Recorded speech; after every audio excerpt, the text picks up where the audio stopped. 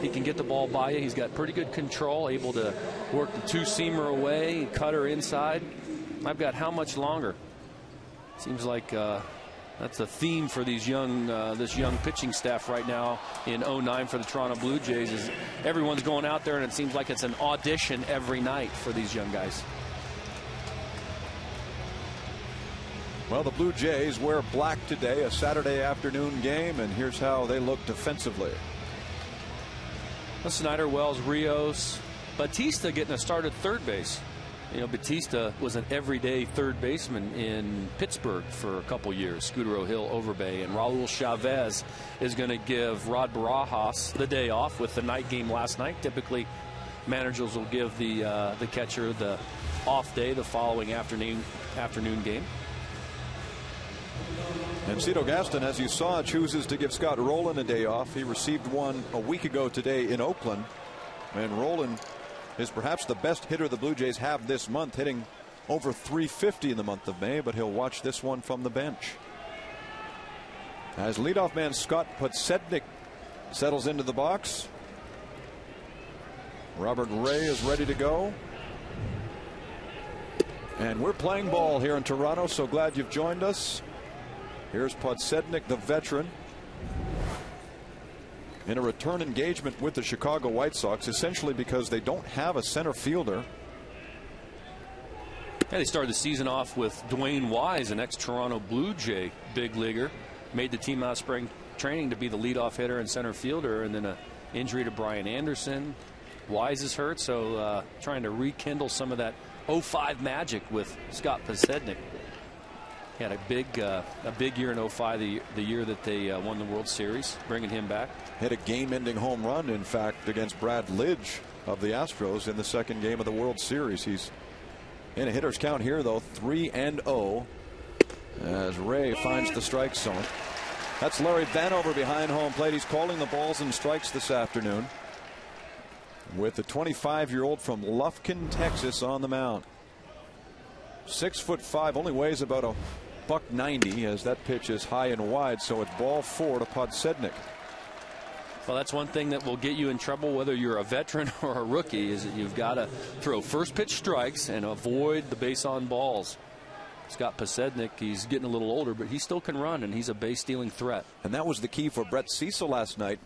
He was 0-1 to almost every batter. Yeah, a lot of very good at getting strikes. first pitch strikes. So Chris Getz is the hitter now. They have a lot of speed in this lineup. Getz can really run fast. Podsednik used to be a pretty good base stealer.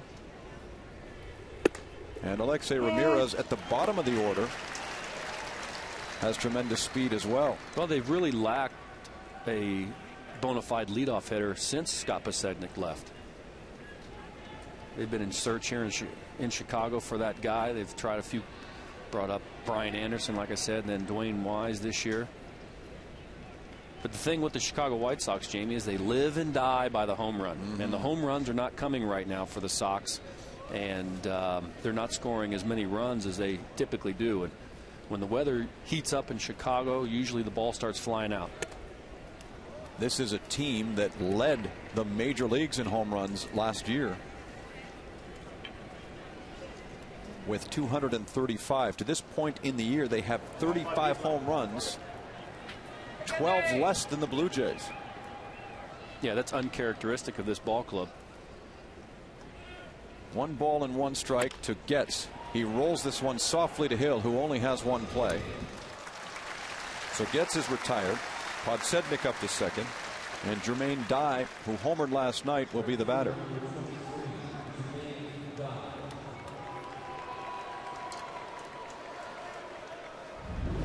And here's one of those home run hitters. You've got Jermaine Dye, 30-plus home run guy every year. Paul Konerko, Jim Thome.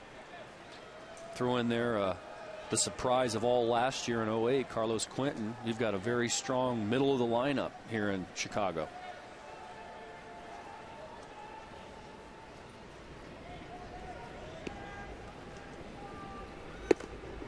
Strike 1 to Dye, who right now is under suspension, although he's appealing a 2-game suspension. after a run-in he had with umpire Mike DeMuro on Wednesday in Cleveland. He got upset, had a called strike, threw his helmet down. The helmet actually bounced back and hit DeMuro.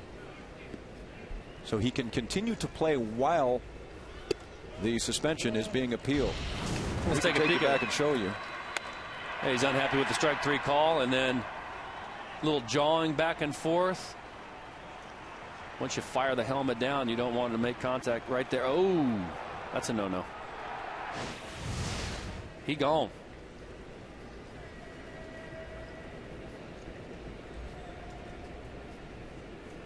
One and one. He takes a big cut, a ball and 2 strikes. There's that sneaky quick fastball.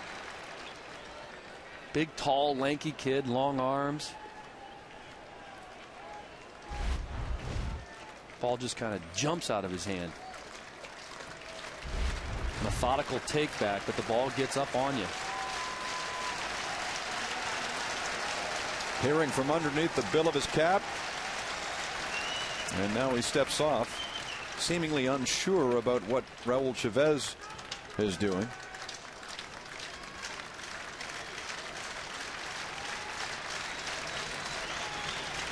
Now they're in agreement. Runner goes from third. Chavez the throw, and it gets away from Bautista, and here comes Podsednik. Chicago leads 1-0. Speed kills sometimes. Well, it's like we said, that's something that they've been lacking. It's always been sit around and wait for the 3-run home run in Chicago. Chavez tries to get rid of it quickly. Looks like he has no chance at all. Podsednik had a huge jump, and from the position that he threw this ball in, he didn't close up as a catcher. When you throw from your knees, there's a tendency to have your front shoulder be wide open, and when you throw from a wide open position, the ball will sail on you, and that ball sails back in towards the fair territory and gets away. So a stolen base by Podsednik, a throwing error to Chavez, and the White Sox lead 1-0. Base is clear now. One away, and Jermaine Dye has a 2-2 count.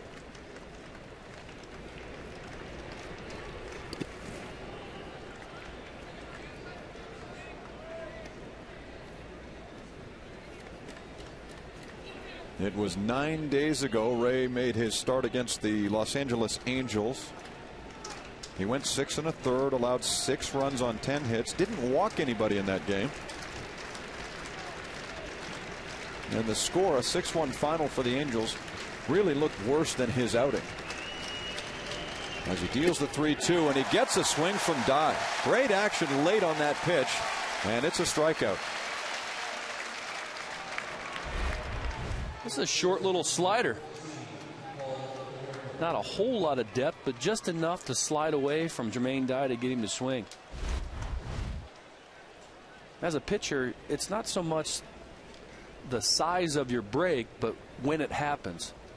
And when you can have that movement happen late, it's when you get your strikeouts. The guys will say, the pitchers will say in the clubhouse, late life. I want late life on my ball.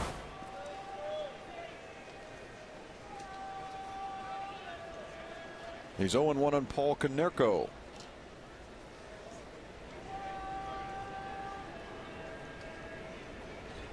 Four home runs for Konerko on May the 16th. You'd expect him to have a few more than that. Hit a shot last night off Cecil.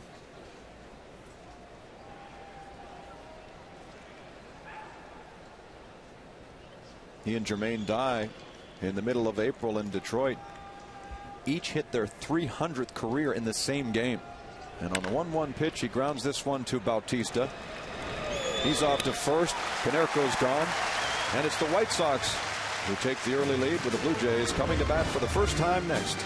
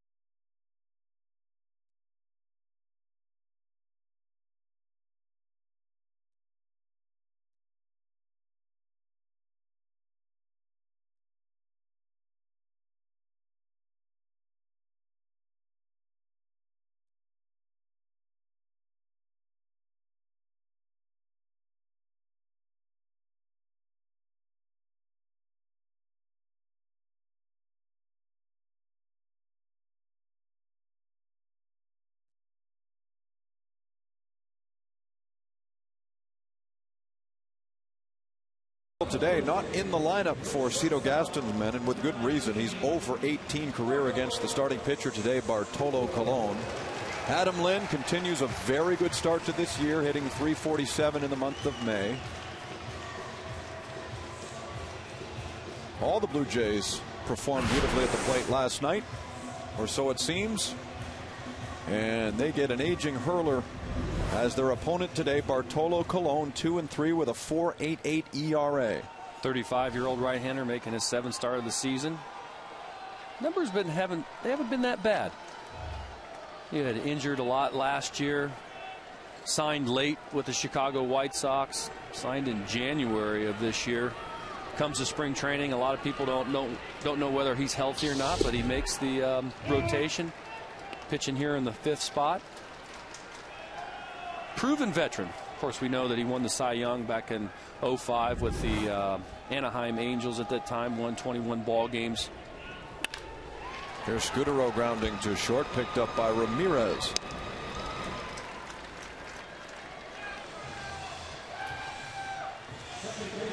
Well, the Chicago defense is a little different this year. We touched on it when we had a series in Chicago in the month of April. They've got some different guys bounced around a little bit in the middle of the lineup there. You've got a guy named Chris Getz playing second base now, and Ramirez moves to the infield, his natural spot at shortstop.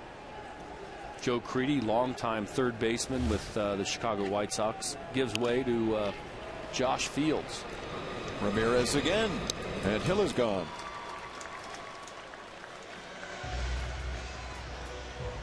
Two quick outs for Bartolo.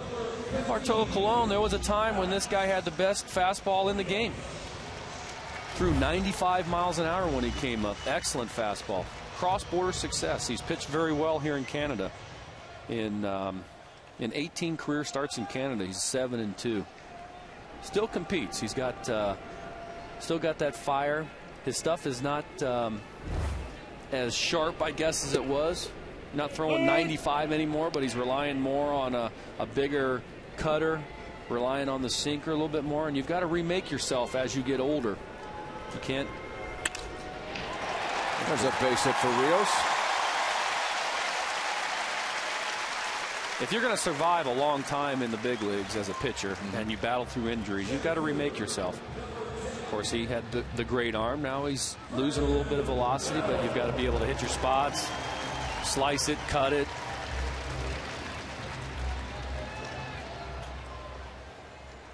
He's in his second go with the White Sox. He pitched for them in '03 and won 15 games. Here he's got Rios at first base. Vernon Wells at the plate. Vernon has not had a good homestand. 3 games against the Yankees, 1 against Chicago last night. He has 1 double. That's it. That came Wednesday. So a collective 1 for 15 in the 4 games. And 0 for his last 8.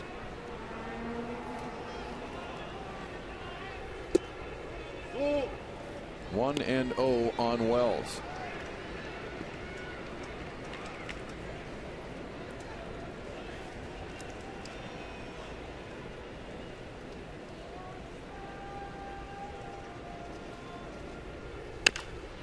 Here's a chopper to third.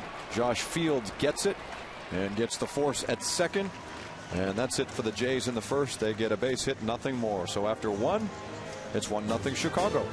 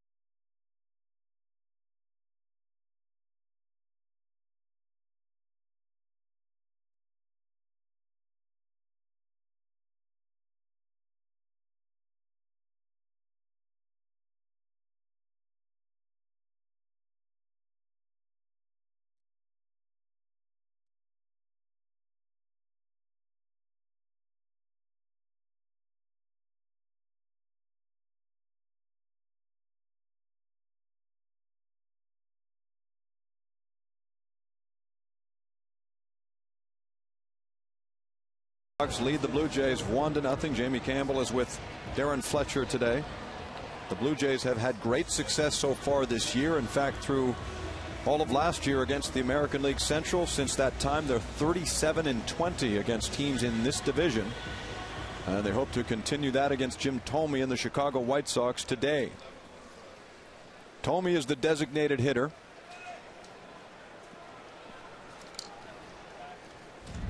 And a future Hall of Famer, too. One more home run for him, and he will tie the great Mike Schmidt for 13th all-time in Major League history with 548 home runs. Yeah, not bad for a small-town Illinois boy. He grew up only 2 hours away from me, a little town called Limestone, Illinois, near Peoria. Limestone, yeah. He was a good basketball player. Actually went to a junior college in Peoria to play basketball. Boy, that's run in off the bat and then off the mask of Chavez.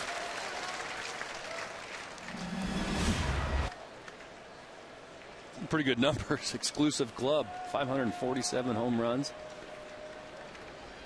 I'm sure his goal is 600. It's in his last year of his contract, though, Jamie. We'll see what the White Sox want to do with him after the year's over with. I think the days of Jim Thome signing 3- and 4-year contracts are over, but if he can get a couple more years, have a chance to hit 600 home runs, I think that assures him of a Hall of Fame spot. He faces rookie Robert Ray. 1-2, and that's a little low. Ball 2. I think he said at one point it would be fun to go back to Cleveland, where it all began for Thome, because Manny Ramirez had gone public and stated that when he was finished with the Dodgers, maybe a return to Cleveland would be in the works. As he pops it up in foul territory, well out of the reach for Bautista. Well, essentially because everybody has shifted toward the right side of the field for the Blue Jays. Thome hit a lot of home runs in Cleveland. I was behind the plate on a few of those. Excellent power to center field. I'll remember him, the way he can hit some monster home runs to center. Base hit up the middle. And Wells over to get it quickly. Thome has a single to start the second. I remember one time I was catching, and it was Pat Hankin pitching, and he threw him an 0-2 curveball. And he hit it to center field, and I think he knocked out a salad fork out of some lady eating in the restaurant when they had the windows open here at this Sightlines Cafe they've got in center field. Just an absolute bomb. Some guy was enjoying her Caesar salad, and a baseball flies right into her dinner plate. That's a long way from home.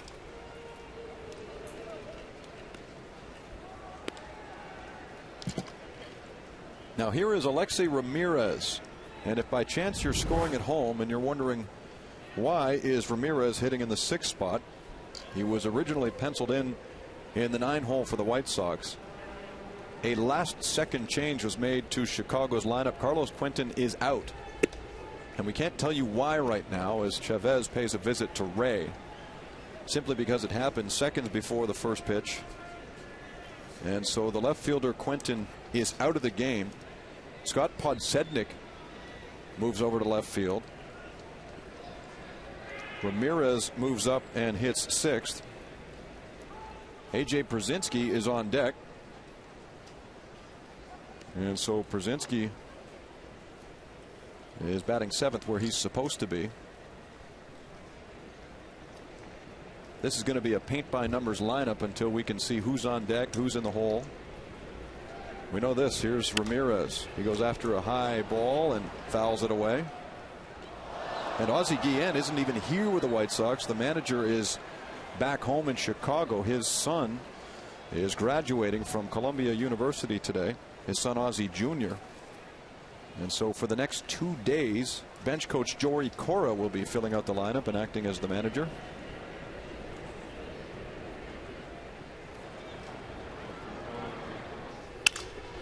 Here's a roller to Hill. He scoots to second, quickly to first, but not in time. Ramirez with great speed, and he's aboard on a fielder's choice.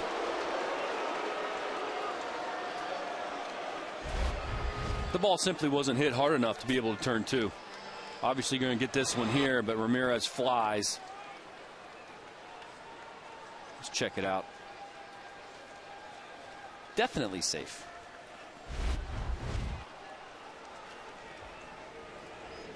When you got a fast guy running, you got to have that ground ball hit pretty hard. Slow roller like that, it's going to be tough to turn two, especially the 4-6-3 double play. So one base runner replaces another. One away.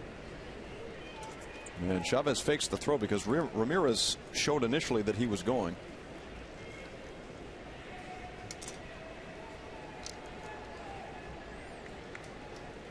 Second year for the Cuban, and he's got a bright future.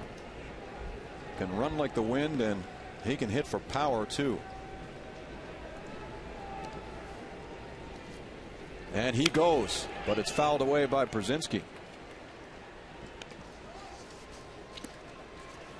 Ramirez is the team leader in stolen bases with 6. He's only been caught once.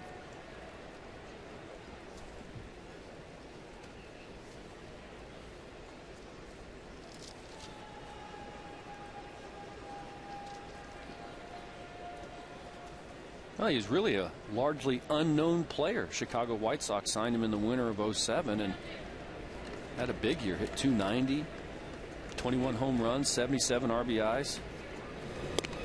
Second in the Rookie of the Year voting last year. Excellent athlete. Slow start, though, here.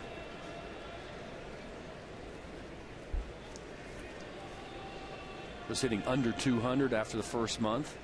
He's got it up to 224 now, but 1 ball, 2 strikes on Brzezinski. Only 1 home run for Ramirez.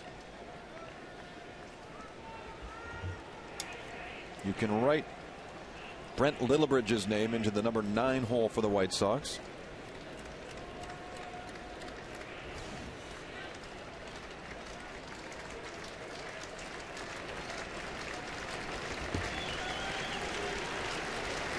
The 1-2 inside, throw down to first, not in time. Raul thought he had him. Raul likes to throw. Good catch and throw guy. Ramirez dancing off the bag. And that's not a set play. If you've got a good first baseman and a catcher that likes to throw, the first baseman will anticipate that. So every time that he sees that he's cheating off there a little bit, he'll always make his way back to the bag just in case there's a throw made. Ramirez goes. It's on the ground and foul. And that's twice he's attempted to run. But each time Brzezinski's fouled it away. Well, it's not a hit and run. With 2 strikes, you don't hit and run. It's just basically a run and hit.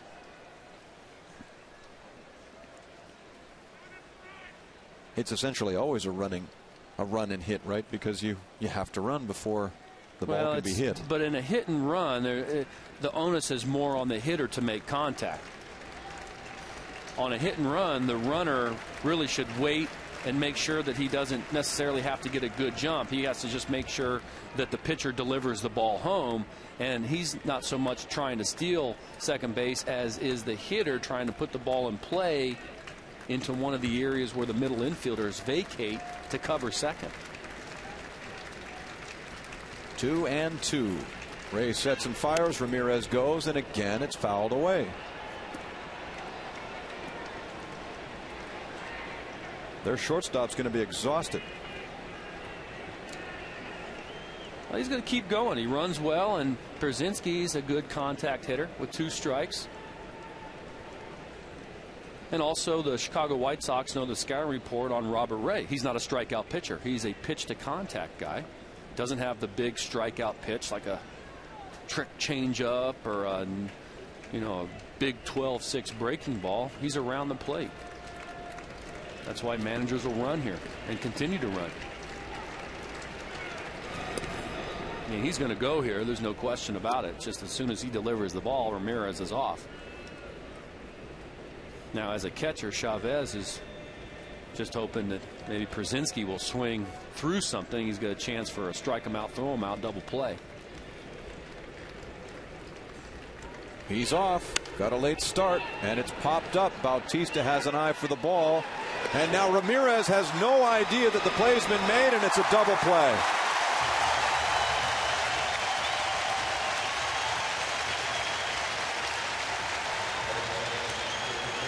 Well, when you're stealing, you still got to take a peek back, and Ramirez doesn't peek back and pick up the ball, and he's doubled off.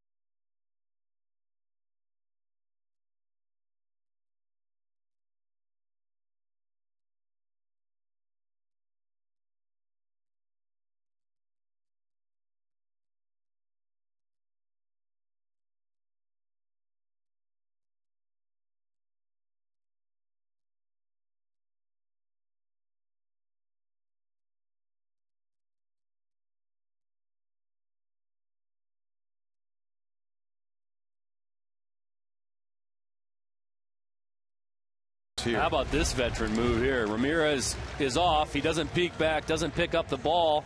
He looks back, doesn't see it. And look at Marco Scudero saying, hey, that's foul ball. Hold up, you okay? And then he looks back going, gotcha.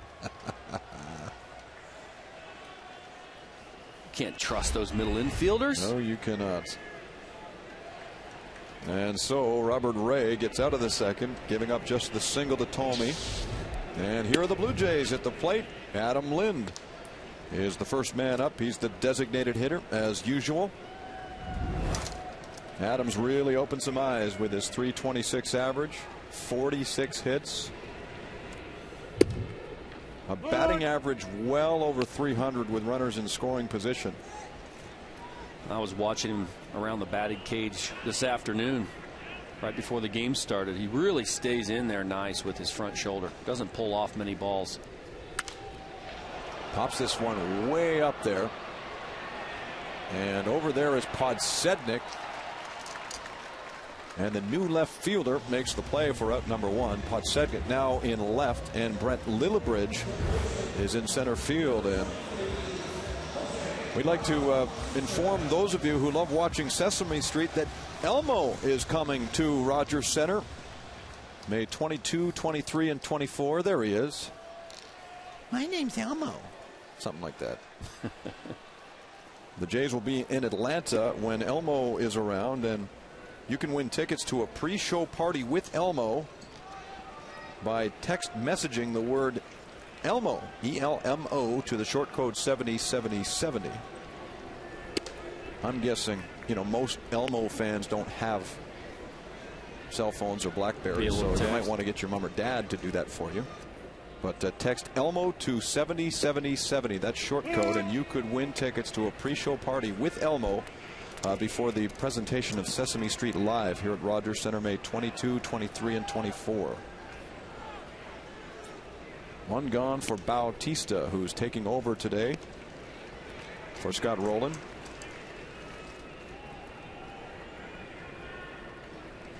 He had a productive game last night, a double and RBI, scored a run. He walked 2 times. He scorches that one right underneath Ramirez's glove.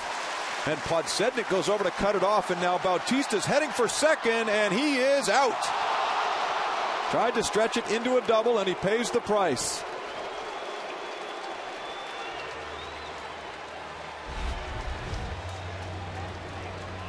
Now here's the base hit. Maybe the late addition putting Podsednik at left field pays off with being left-handed. He's able to field this and backhand it. And being left-handed, a little easier throw to second base. Ball beats him there. You never know whether his hand's in there or not. But usually if the ball beats the runner towards the bag, the umpire will go ahead and give the out call.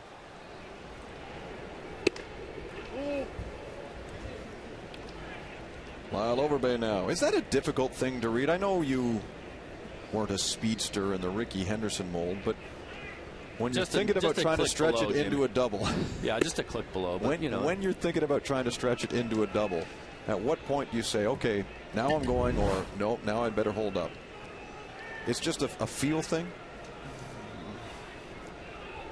Yeah. Or are you the wrong man to ask? No, it's a feel thing. I mean, if a ball's down the line, obviously, or if it's in the gap, that's a sure double. But if the outfielder has to go a long way and field the ball, looks like it's going to be a long throw, go ahead and put the pressure on the outfielder to make the perfect throw to get you out.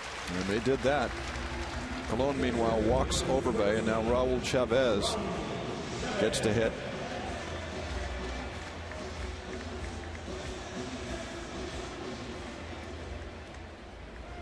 There's also a time thing too in there. Your mind and you know the flow of the game and how long it takes for, when you hit a ball, you just have that feeling of knowing that okay, that's going to be a tougher play.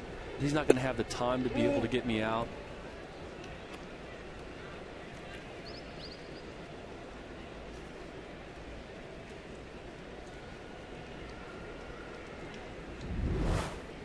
Chavez hitting .217. One of just two Blue Jays in uniform today who has not hit a home run. Backhanded nicely by Fields there, and he throws to get the catcher, and the Blue Jays get a hit and leave one here in the second inning.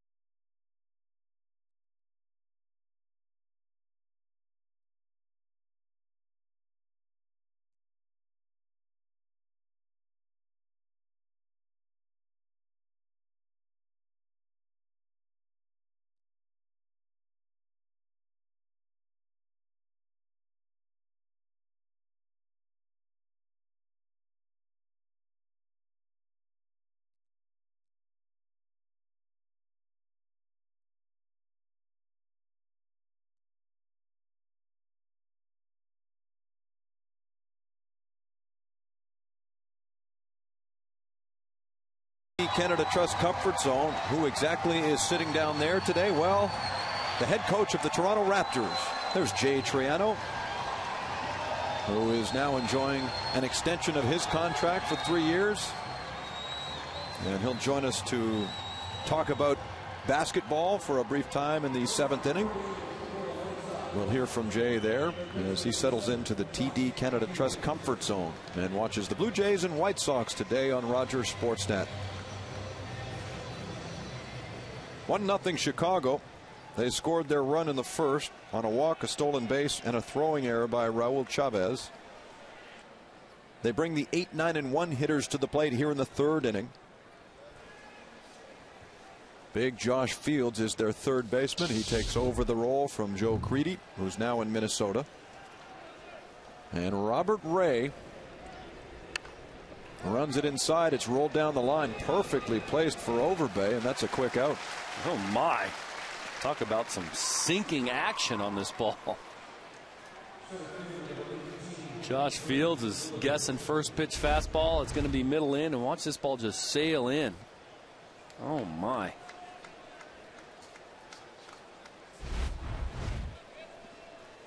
It's one like as a hitter you'd love to just say, okay, timeout, I wasn't ready. Can we do that one over again? He runs that one in two, and that hits Lillibridge. That nick him? Well, Larry Vanover's got a better look than we do. Let's slow it down and show it to you again. Ball's up and in. Is it Grazie's shoulder? Yeah, I guess so. Catches the patch on his left sleeve.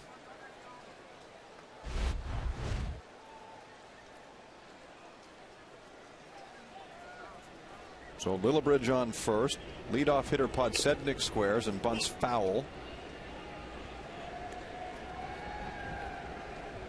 You cannot wipe the smile off this man's face these days, because this past Sunday his wife gave birth to their first child, a daughter named Petra.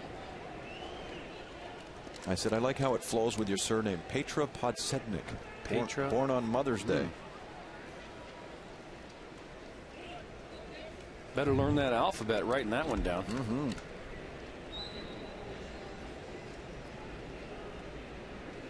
Here's the 0-1. Lillibridge goes. They pitch out. The throw down to second with loads of time, and he is gunned down by Chavez.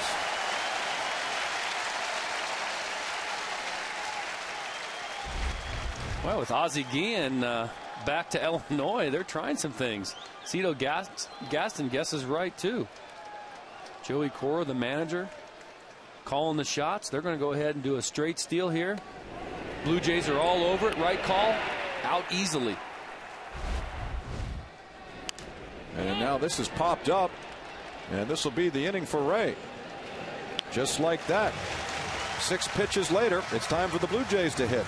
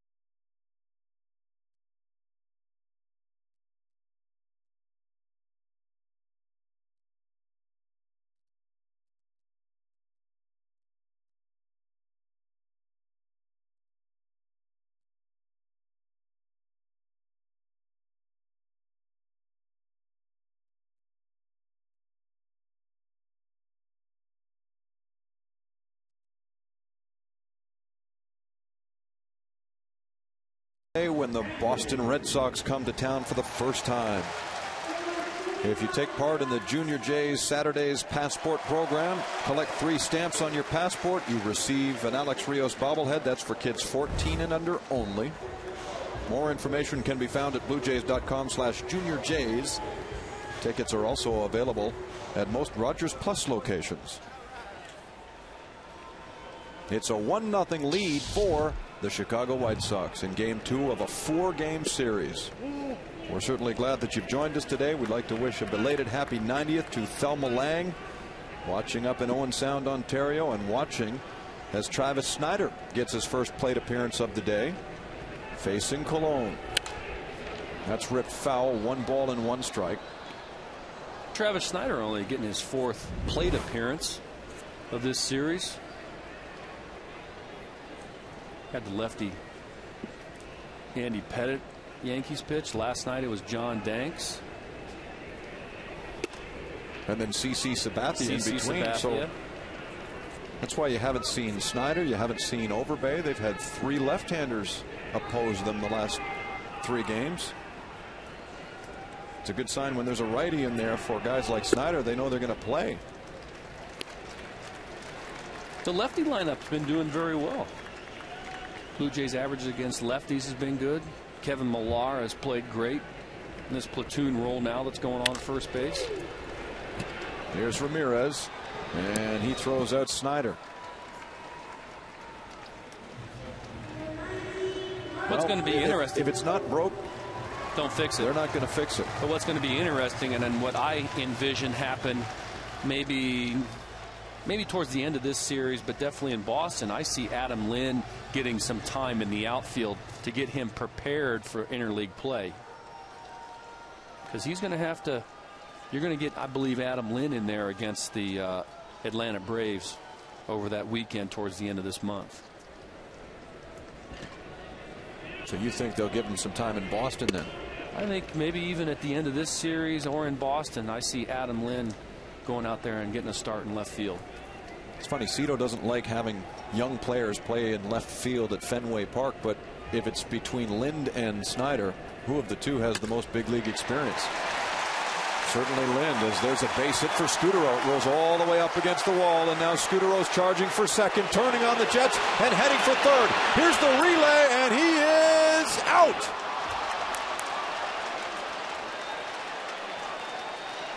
That's the second time the Jays today have tried to take the extra base, and the second time they've been thrown out. Well, you've got to like his aggressiveness. He was out by a lot, but ball in the gap, hit hard. It gets by Jermaine Dye here, all the way to the wall. Scudero's been a catalyst all year. Why not show some aggressiveness? Try to get to third base with 1 out. Now, if this was 2 outs, you're not going to make the 3rd out at third base, but with 1 out, that's a good time to try to be aggressive and get there for Aaron Hill.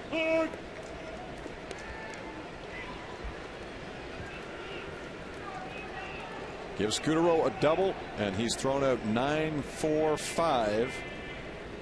2 down, 1 strike on Hill, and he grounds to Ramirez, who's been busy. And 3 innings are in the books. 1-0 Chicago. You're watching Blue Jays baseball on Rogers Sportsnet.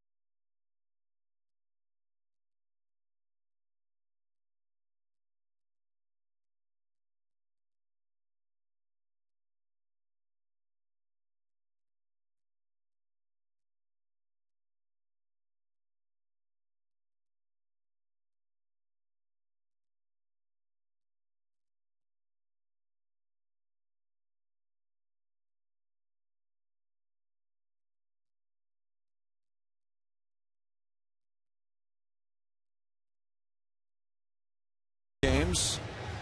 Whenever you're not watching the Blue Jays, you can do it by signing up for MLB.tv. 100 out-of-market games per week live on your computer. So for information, please look at BlueJays.com.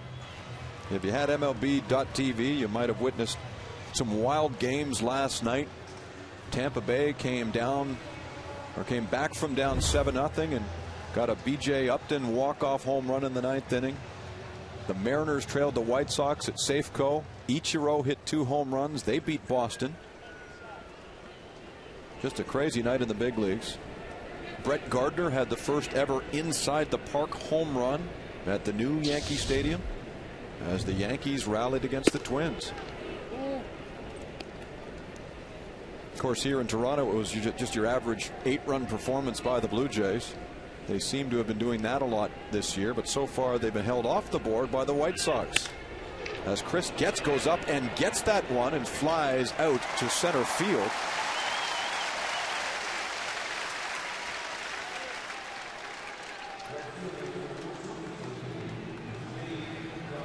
Robert Ray, and I spoke with J.P. Ricciardi before the game, and he made the great point about Ray. He has made now 4 starts above Double-A, and 3 of them have been in the big leagues. Yeah, he spent 2 seasons in Dunedin A-ball, 06 and 07, pitching in the Florida State League. And when you look at his numbers in the minor leagues, they don't jump out at you at all. They like his demeanor. They like his action on his fastball. And he pitched for a very good college program at Texas A&M. And that's one thing that I've seen these guys that they've been bringing up to the big leagues, the Blue Jays, is that a lot of them have major college experience. And I think that that helps. Brett Cecil at the University of Maryland, as it's 0-2 on die. Ricky Romero at Cal State Fullerton. How's this for a wake-up call? Well, this rattles your chiclets. Yep, right off the mask.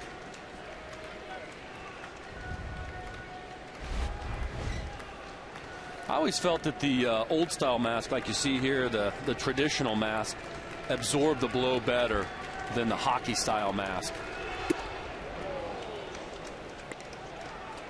I wore the traditional mask, the one that Raul Chavez is wearing. Did you ever experiment with the hockey style? I did in spring training. Didn't like it. I didn't like it because the way you're always taking off your mask as a catcher, and it seemed like when I was taking off that hockey mask, it was always digging at my ears, or it was just tougher to. I didn't like peeling it off again and on again. Here's the 2-2, and it's hit in the air into left field. In comes Snyder. He makes a running catch.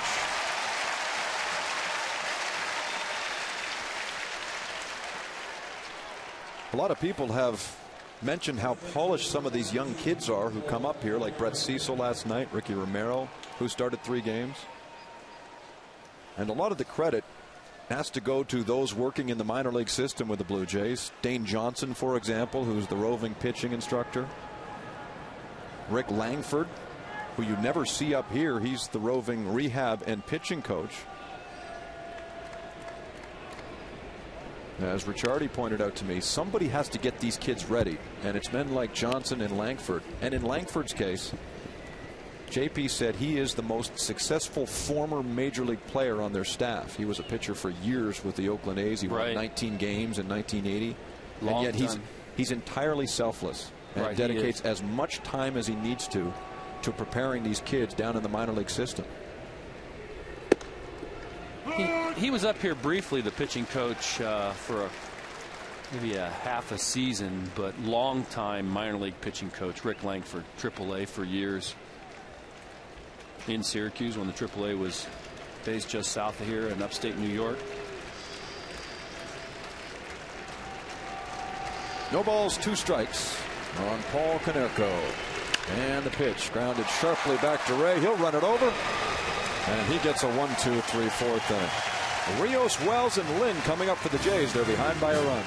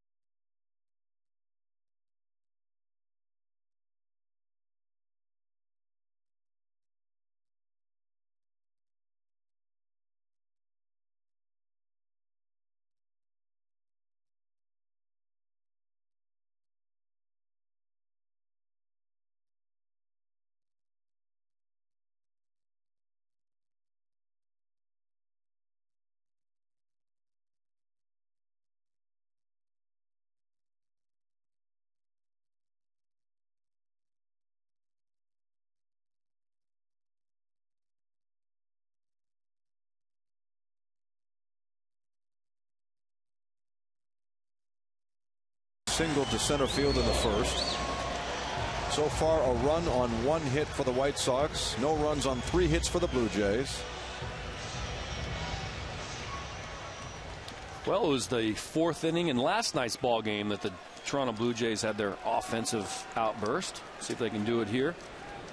Last night they scored 6 runs on 7 straight hits against John Danks. Danks wasn't able to record an out in the 4th. Rios against Colon, 0-1. Now 2 strikes. Alex hit a home run in the game on Thursday against New York, knocking one to center field off CC Sabathia, so he has 4 long balls this year. In the dirt, 1-2.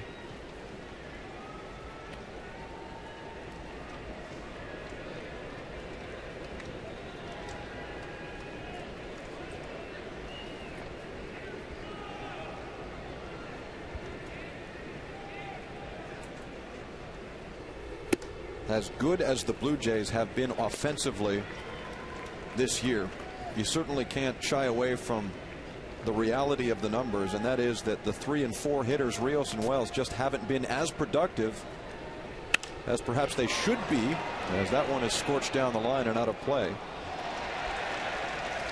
The 2 of them have combined for 9 home runs.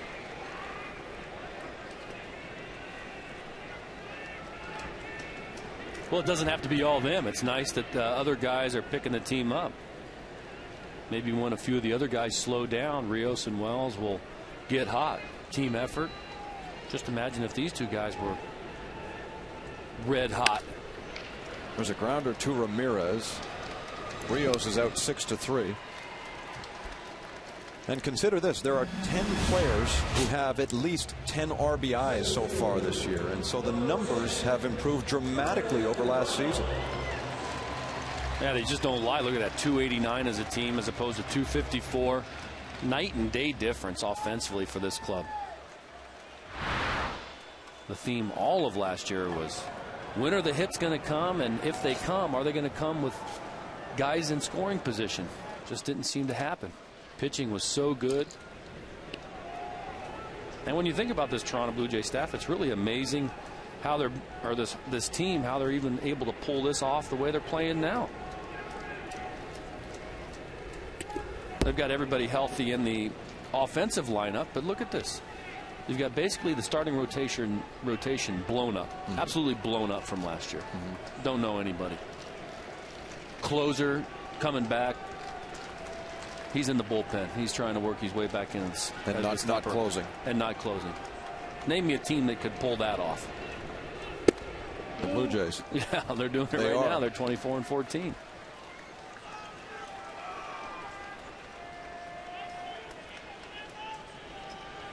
Be great to see this guy get going. Vernon Wells, 3-0. Slaps it foul. And you know, Vernon's such a gifted athlete that by the end of the year, you total up all his numbers, he'll probably be at 25 home runs and close to 100 RBIs. He'll be there. Ball 4. He draws a walk with 1 out.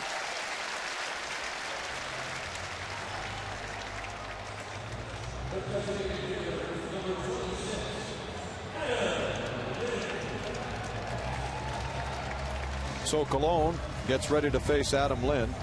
You might remember back in 2002 when Colon was with the Cleveland Indians. He was traded mid-season to Montreal. He won 10 games with Cleveland, 10 with Montreal. Just one of 2 players in the history of big league baseball to win 10 games in a season in both leagues. It had only been done once before, 1945, a gentleman by the name of Hank Bowery.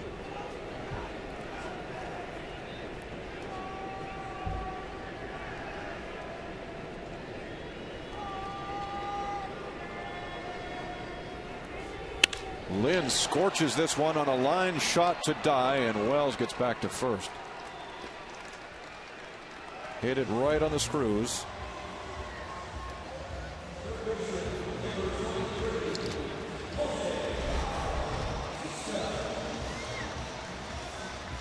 Yeah, Lynn gets a lot of wood on this one. But he knows that it's right at him. You can see how he's coming out of the box knowing that he's got no chance. Dye's got him played perfectly.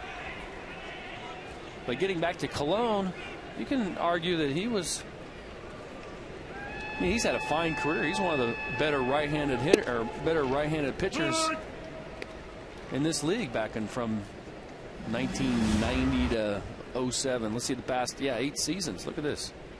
74 and 41 from 02 to 05. He has battled injuries, though, of late.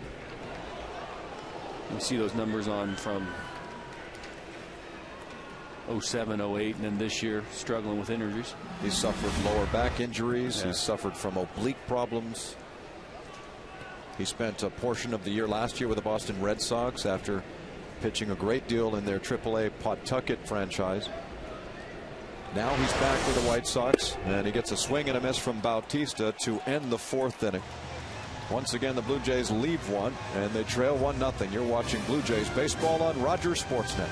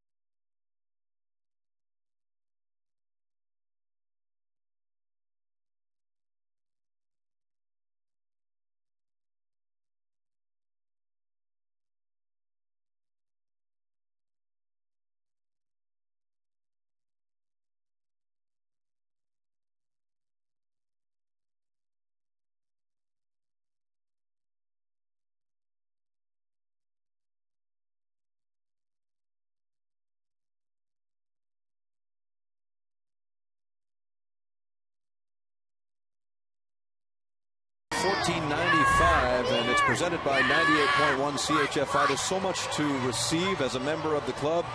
A Kids Club jersey, and it's a nice one. It's in the model of the Flashback Fridays blue, like this young man is wearing. Dog tags, all kinds of different things, and exclusive access to different Kids Club events. So please look at BlueJays.com for more information on the Blue Jays Kids Club. And there are lots of them in the stands today. It's Junior Jays Saturday here at the ballpark. And we welcome you watching across the country on Rogers Sportsnet. First pitch swinging. Thome fouls it off. 0-1 on the future Hall of Famer. We'd like to wish a belated happy 80th today to Clayton Oliver, watching in beautiful Paris, Ontario. It's the White Sox on top 1-0. You're the birthday wish boy, aren't you? I am indeed. You would be stunned at how many requests we get. Many, many, many. We have to turn people away. We get so many, in fact. That's popped up and out of play.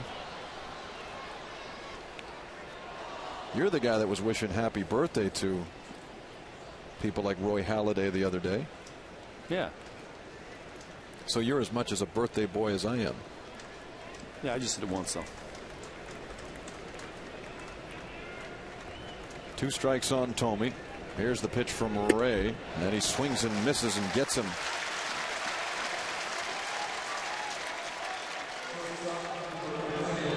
This is what you're going to get from Robert Ray, is that he throws these cutters inside, and then maybe he'll mix in a 2-seamer. Jim Thome expecting that cutter inside, and watch this ball go away from him. The first pitch that Robert Ray threw to him that cut in on him, Thome pulled down the line, foul. Then he runs the old front door fastball, strike 3. He's got good movement.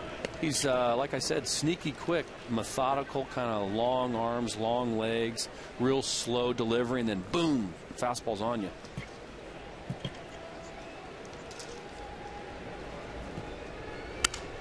He runs that one in on Ramirez, and Bautista will have to make this play quickly and gets it to the bag in time. He throws out the speedy Ramirez by a step.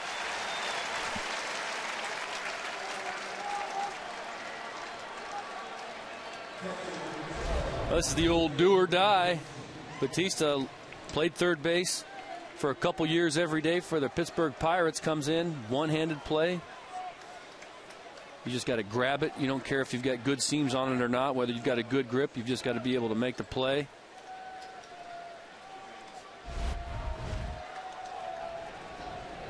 A couple things got to happen. You got to be able to catch the ball with your bare hand, but the toughest part of it is from that position where you're bent over to be able to make a good throw to first base. Here's A.J. Brzezinski. He hits a fly into left field. Easy play for Travis Snider.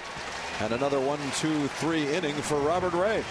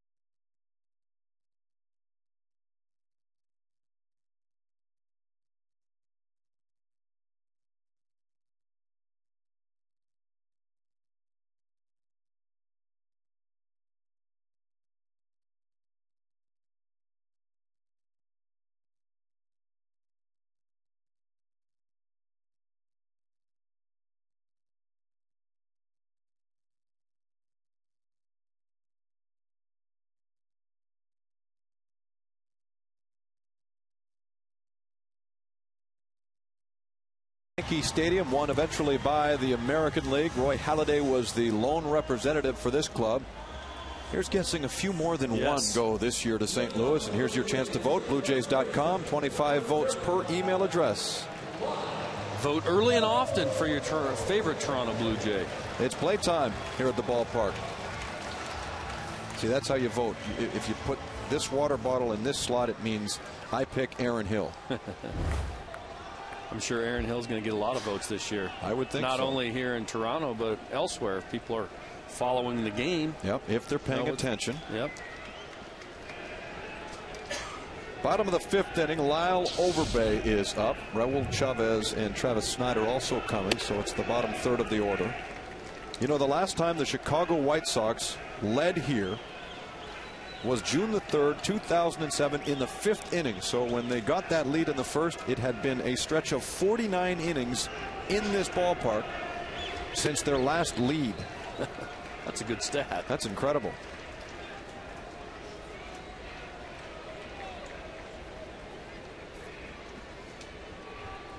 Bartolo Colon's been able to make this lead hold up with a good sinker. You can see that miles per hour up there. He hasn't touched 90 all afternoon. He's throwing in the mid-80s, but he's turning it over, getting a lot of sink. The two-seamer, little change-up and cutter. Runs that away from Overbay, 3-1. Like I said before, you got to remake yourself sometimes as you get older. When you lose that 95, you've got to come up with something else.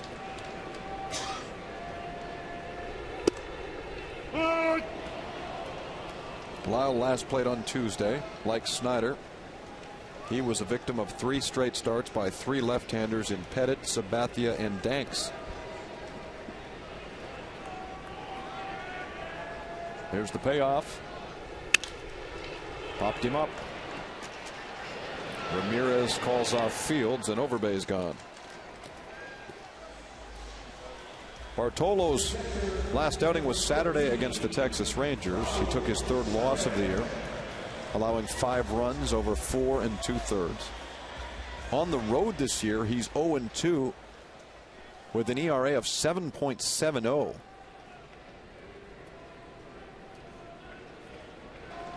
He gave up 5 earned runs down in Tampa Bay, 5 earned runs in Baltimore. But he's pitched well here. Just had that graphic. He's pitched well against the Toronto Blue Jays in his career.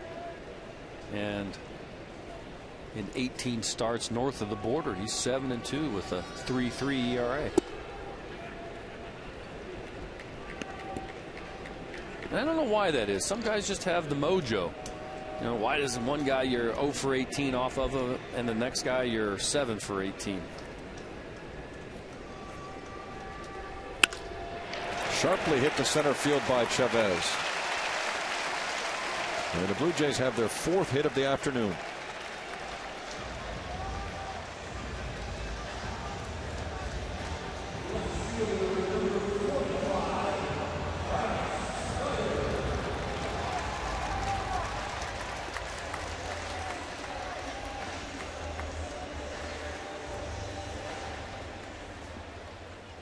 Back we go to Travis Snider now.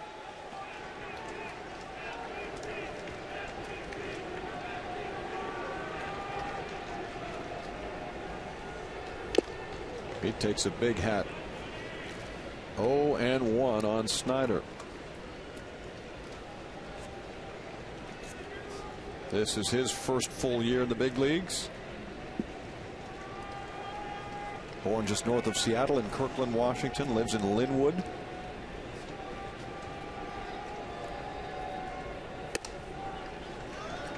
He and Brent Lillibridge, who is playing center field for the White Sox today, do hitting clinics back in that area in the offseason. As you look at the numbers, 2nd time through, the averages go up to 300. Well, and the 3rd time through, back down to 230. Typically, as you 3rd and 4th time through, the average would go up even higher. Schneider's average has dropped here of late. Started off with a bang in April.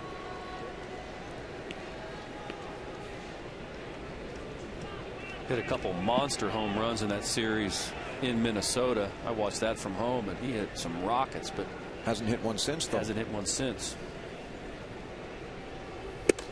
And he misses there. That's a big swing.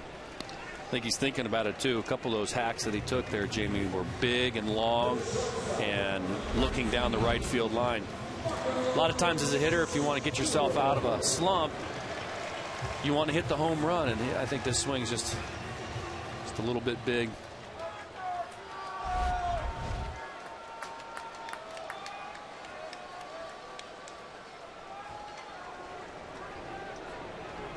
Averages start going up when you start going the other way. Work your way around from that side. There's Marco Scutaro, a career .373 hitter against the White Sox.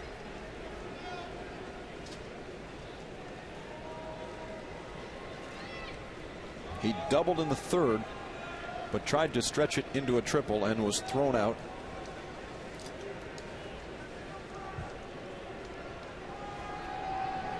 Chavez at first, 0-1. Down the right field line for Scutaro, and that's into the corner. Chavez hustling around 3rd. Nick Leiva's waving him home. Here's the relay to the plate, and now he stops and goes back to 3rd. He put on the brakes about halfway down the line. Well, Nick Leiva actually had the stop sign up. Let's watch this as this ball slicing down the line. Going to be a double for Marco Scutaro. Jermaine Dye hits the cutoff. There's no chance of him scoring on this ball. And let's watch what Nick Leiva does. Chavez hustling, picks up the coach. He's got it now, hits the brakes right here. You got to stay with the 3rd base coach. At the last second, he has the right to hold you up. good job by Leyva on yelling at Chavez to, hey, hit the brakes, stay right here, because he was definitely going to be out at home. I wonder if Nick was thinking about the 5th inning on Thursday when he sent Rod Barajas, and Barajas was thrown out easily at the plate. In a game the Jays ended up losing by 1. That's got to be a tough job. Here are the Blue Jays with 2 in scoring position and 2 out, and Aaron Hill hits the first ball into center field. An easy play for Lillibridge. And thus it ends there with 2 on for the Jays here in the 5th inning. Still a 1-0 Chicago lead.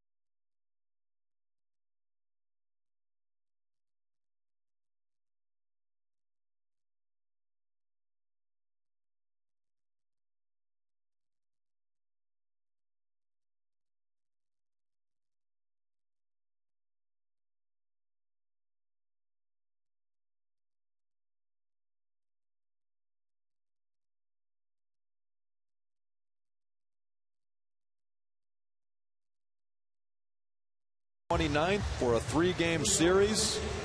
The Red Sox right now sitting 2 games back of the Blue Jays, and now's the time to pick up your tickets. Call the box office at 416-341-1234 or look at BlueJays.com for more information. The Jays finish up this series with the White Sox on Monday. That's an afternoon game, and then they go to Boston for 3. Go to Atlanta for 3 and go to Baltimore for 3. A 9-game trip through Boston, Atlanta, and Baltimore, and then it's back home to take on the Red Sox. Let's compare the numbers through 5 between Ray and Cologne.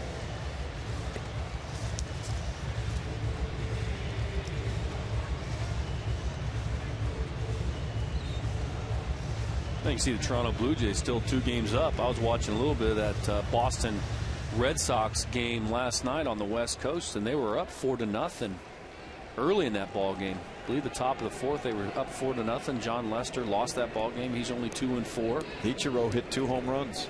Ichiro with a couple home runs. Seattle comes back and wins that ball game, what, 5-4, I believe.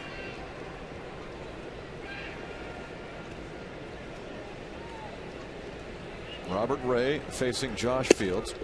I heard one of the commentators say, and I've heard this before about Ichiro, that he could hit more home runs if he wanted to. Yeah, I've heard that statement about a lot of guys. They used to say that about Wade Boggs. They'd say that about John Olerud. And it's typically a comment that you make about a guy that hits the ball the other way so well. And occasionally you throw a fastball or something inside and they turn on it and hit for a home run, and you're going, and they hit long, majestic 425-foot home runs, and you're thinking, well, if he tried to do that more often, he might be able to hit 25, but that's just not their game. Dan Iasonia at first says Field did not go around, so it's a ball and 2 strikes on the third baseman here. Top of the 6th inning in Toronto.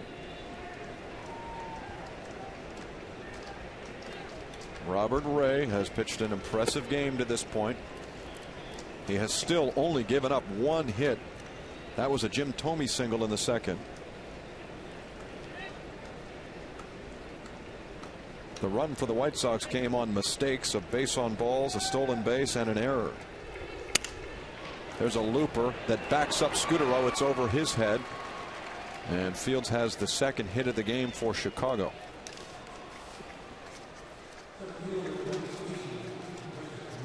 This is a sailing sinker inside, and Josh Fields able to muscle it, get just enough of it to loop a base hit over Marco Scudero's head. But we're in this area now, Jamie, of the ball game that Robert Ray, he pitched in 6 1/3 last time out, 5 2/3. You're kind of getting in that magical spot now where the game could go either way. You don't know how many innings this guy could go, so this is a big inning, I think, for the Sox. Oh, he almost takes Littlebridge's head off, and the throw down is late, so Fields is back in time. Chavez has been busy today. Base hit, throws the ball away at third. He's snapping the ball around, throws a guy out.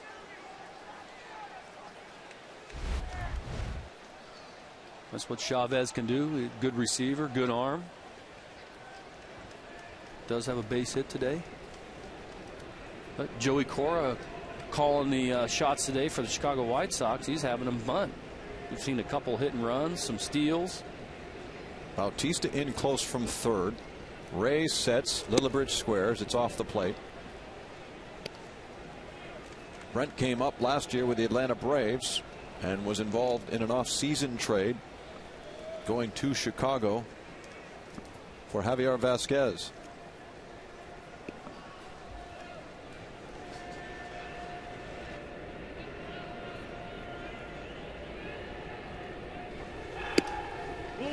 Three and 0.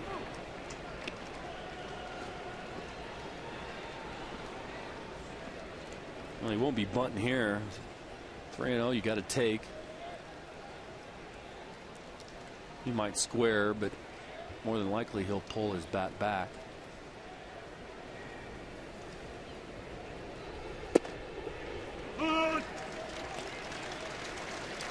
Now here's a decision time, whether you bunt 3-1 or might even try something tricky like a 3-1 steal swing away type thing, where you go ahead and send Fields on the 3-1 pitch and see if Littlebridge can protect him by putting the ball in play on the ground. Let's check out and see what Joey Cora wants to do. Fields doesn't go, and it's bunted toward Ray. He goes to first, and there's one away.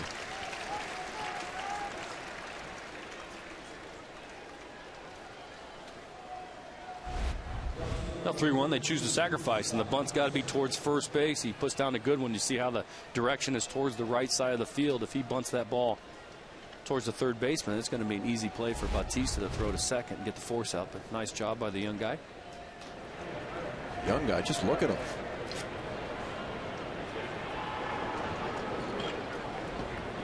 He looks like he'd be ID'd coming into Junior J's Saturday. Yeah, we're just getting older, Jamie. I guess so. Here's Podsednik again. Podsednik walked and scored in the first. To this point, the game's only run. Popped out to third in the third. Kind of an emergency situation here for Podsednik because of the injuries to Dwayne Wise and Brian Anderson, normally center fielders for Chicago.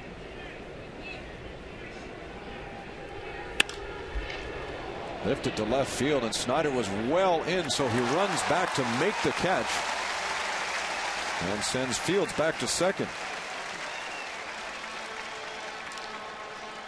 Boy, it looked like he almost got caught playing too shallow. Podsednik, not a lot of power, especially opposite field power, but he puts a charge in this one, and Snyder's got to backtrack a little bit and make this play. Ray's done a good job. If he can get through this 6 innings of work. The whole theme, I believe, of this whole young pitching staff has been keep me close. Cito Gaston's just telling these young guys, keep us close. We got a good offense this year. Just don't let the game get out of hand early, and we got a chance. Second baseman Chris Getz is 0 for 2.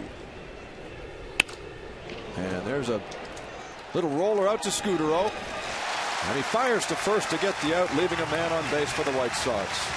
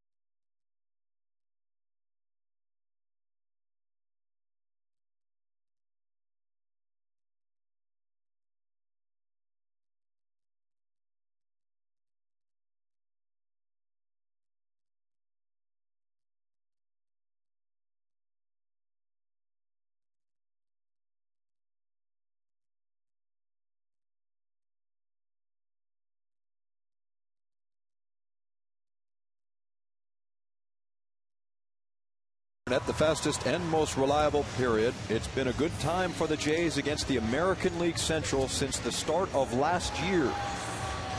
37-20. The only series they've lost against a Central team this year came down in Kansas City when they won 1 of 4 against the Royals.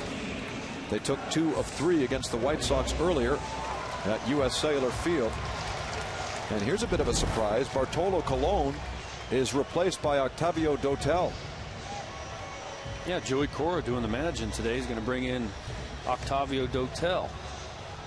6 hits and only 11 1/3 innings pitched, 14 strikeouts. This guy's got stopper stuff, but this is, I wouldn't consider late in the game. Really, manager Ozzie Guillen's setup guy, along with left-hander Matt Thornton, to bridge the gap to be able to get to Bobby Jenks late in the game. Decides to go with him here. I don't know whether. Well, the best that we can tell you is that Colon may have twisted an ankle at some point and doesn't feel 100%. So time for the bullpen to work. And here comes the heart of the order for the Blue Jays. Look out, Alex. First pitch is near the ear.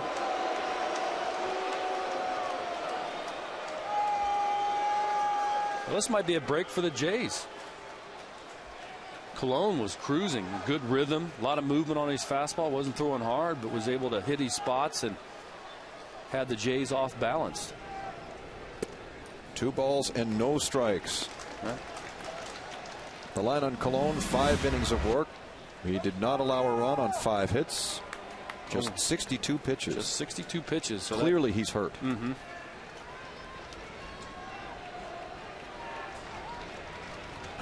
Two and 0 to Alex Rios. Now 3-0. Not a good way for Dotel to start.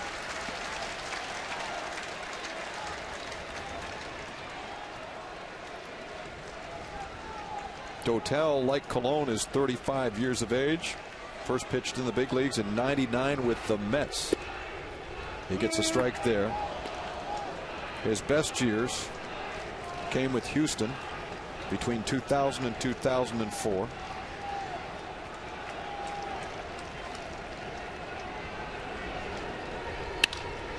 Here's a ground ball to the shortstop Ramirez.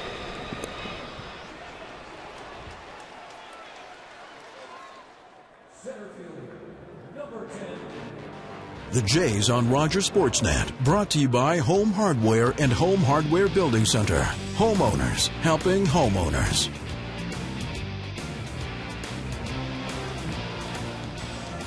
So Dotel falls behind in the count against Rios, but gets him to ground out anyway. And now Vernon Wells, who is 0 for 1, steps in. The number 4 hitter hit into a fielder's choice in the first inning and then walked in the 4th.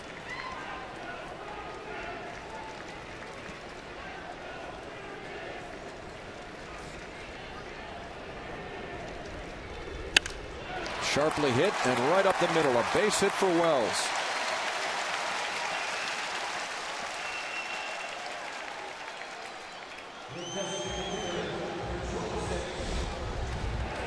Yeah, Vernon Wells all over this fastball. I just find it kind of funny that Colon, obviously something's going on, but typically if a pitcher is hurt, you'll see the manager come out and talk to the umpire and say, hey, can Dotel have a few more, because we just found out that he's got something going on. Right. And it didn't appear like Dotel took any more warm-up pitches in between innings than anything else. So it must have been something that happened as soon as that last inning was over with. He goes right to the the manager of the day, Joey Cora, and says, hey, I've tweaked something here and I'm done.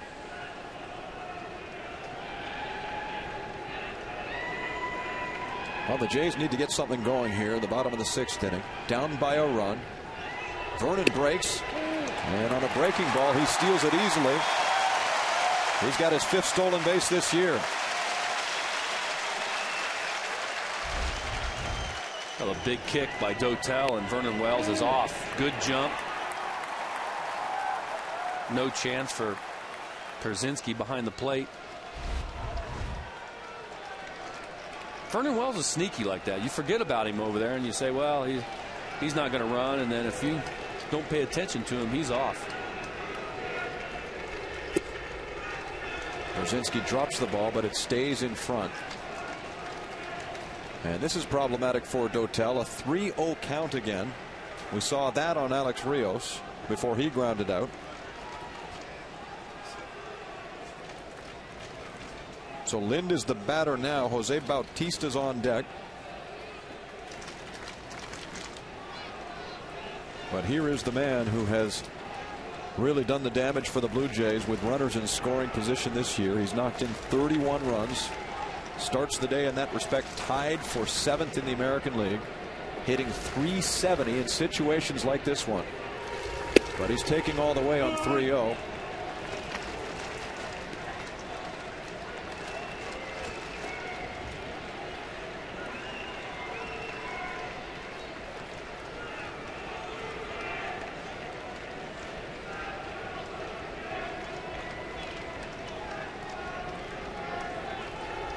Lynn swings, rolls it to Getz, breaks his back in the process, and it's a ground out for the White Sox. So 2 gone. Wells off to third.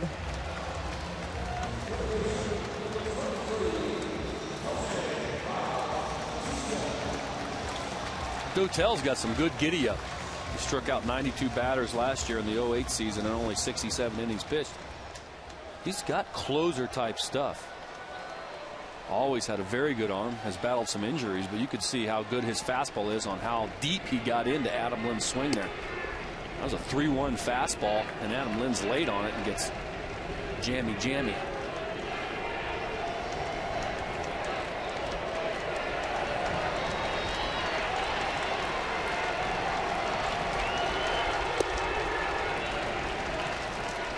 Boy, that slider's got good bite. Yeah, it looks like it's crossing up Brzezinski a couple times. That one there, he had a funny way of turning over the glove.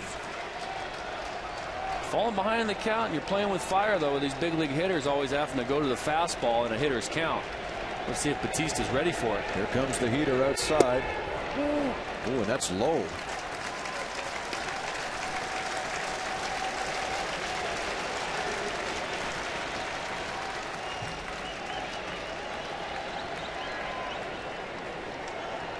I think if Dotel's smart here, he doesn't pitch to Batista and goes after Overbay. Overbay hasn't got to hit much this last couple series.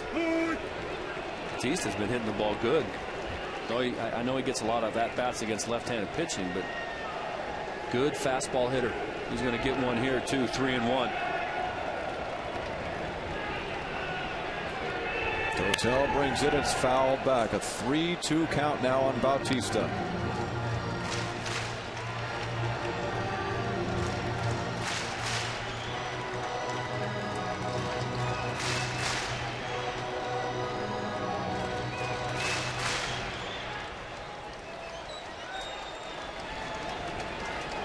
Good time for a slider here.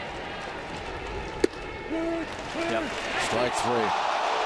Bautista thought it was up. He's punched out by Vanover. And Vernon Wells is left standing at third base. Well, after coming to it with a lot of fastballs, 3-2, try to change it up. Throws in the off-speed pitch.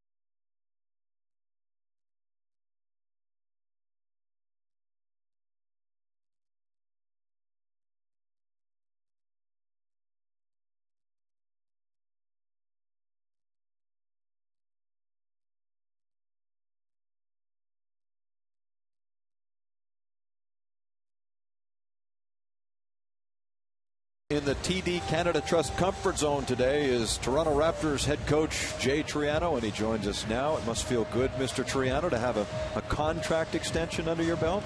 It certainly does feel good, and it's nice to be able to come out and enjoy some of the fine baseball that this Jays team has been playing.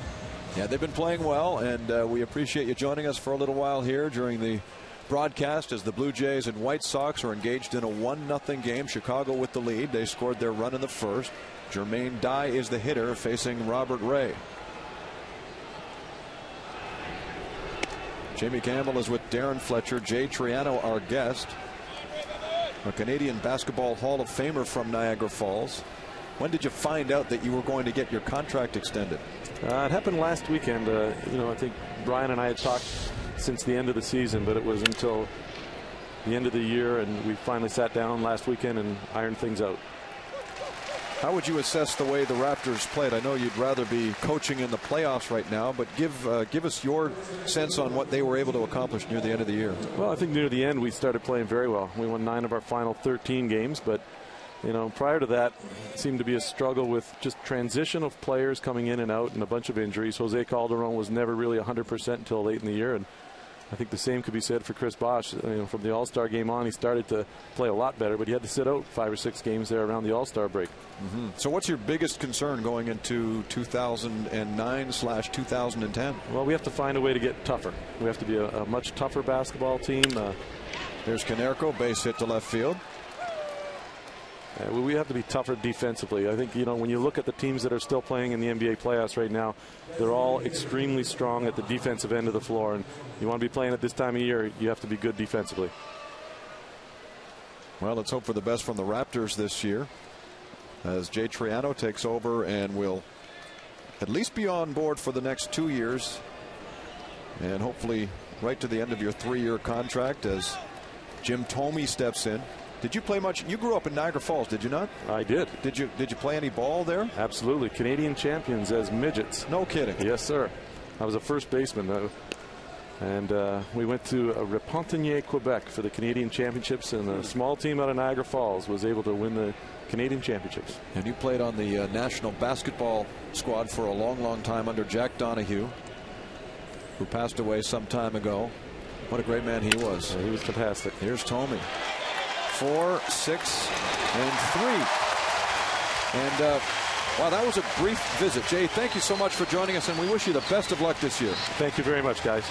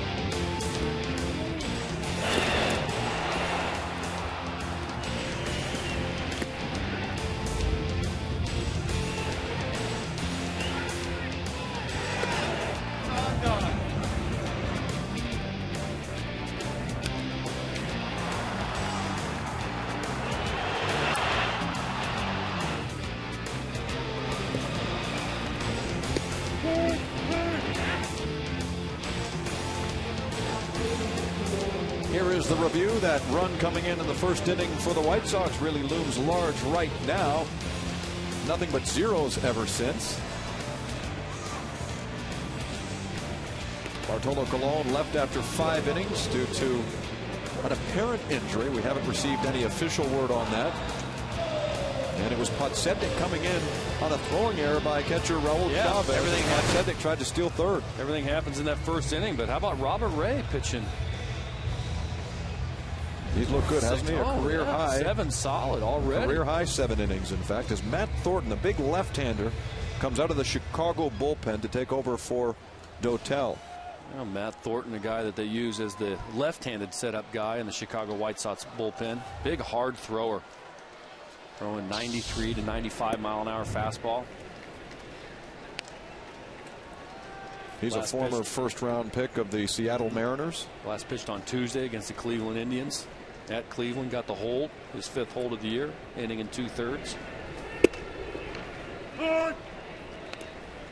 Here is Lyle Overbay. Chavez on deck. Snyder to follow.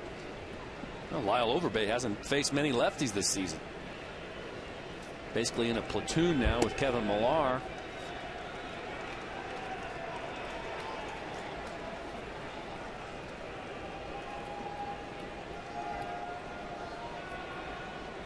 Two and one. Down low for ball 3.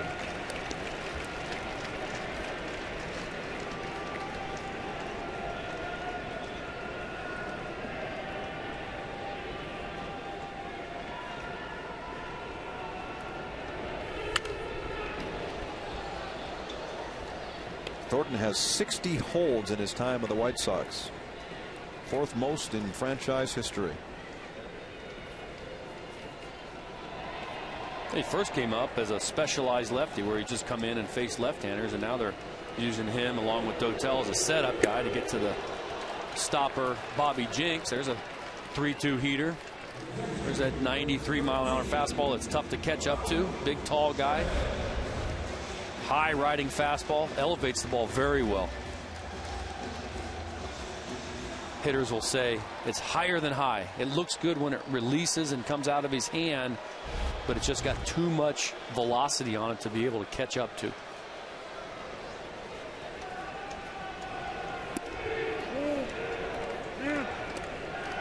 There's an appeal. Chavez did not offer it that, so it's ball 1. Raul is 1 for 2.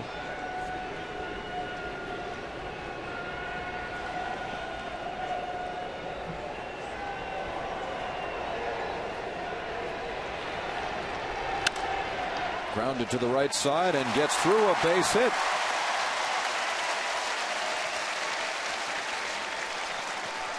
A good day for Raul Chavez. Doesn't get many starts, but the night game, day game, he gets a start here, and he's a little late on this fastball, but places it in a good spot in between first and second base.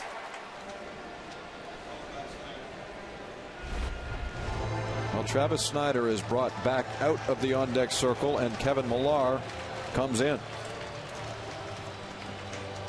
So Cito Gaston will pinch hit the left fielder.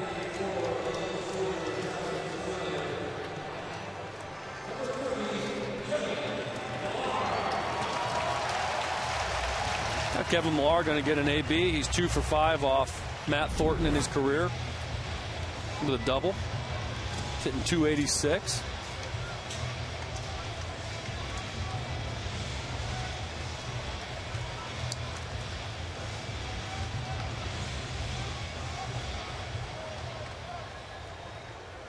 Schneider, another guy in the Toronto Blue Jays lineup that hasn't seen many left-handers. Guy that's platoon 4 in left field with Batista. Good move by Cito Gaston. Let the veteran righty Kevin Millar. Good fastball hitter, good pull hitter. Never know, might get something middle in, try to hit a home run. At least that's what I think he's thinking. That's what I'd be trying to do. 1-0 ball game. Look inside, hard thrower, try to turn it around. Millar started last night against John Danks and went 1 for 4. Comes off the bench here to face Matt Thornton. The runner at first, Raul Chavez. 1 out in the bottom of the 7th inning. Grounded foul, 0-2 is the count.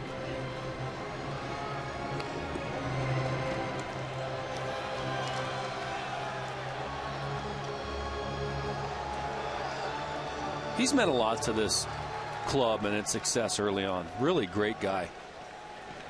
I haven't been around the club much live. I mean, I watched the team on TV, but he's really got a big personality. Certainly does.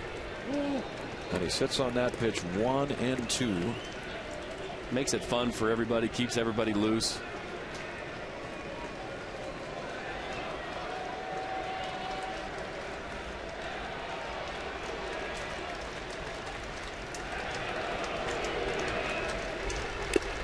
Swing and a miss, and he's gone.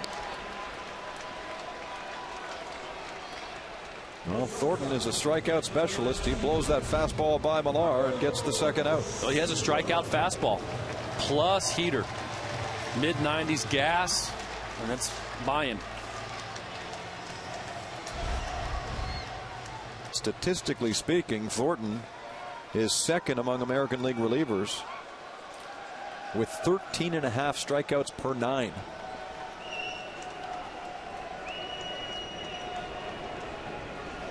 He showed why here in the 7th inning now and deals with Marco Scutaro.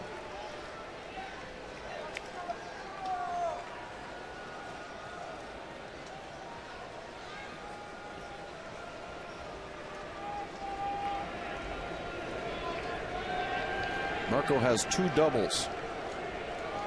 His first one, he tried to stretch into a triple, but was thrown out from right field. Well, his second double came in a similar situation with Raul Chavez getting a base hit and being on first base. He hit that one double, and then Nick Leiva's got to put the brakes on Chavez because he's going to be definitely out at home. In this situation here, it's going to take a triple for Chavez to score from first base.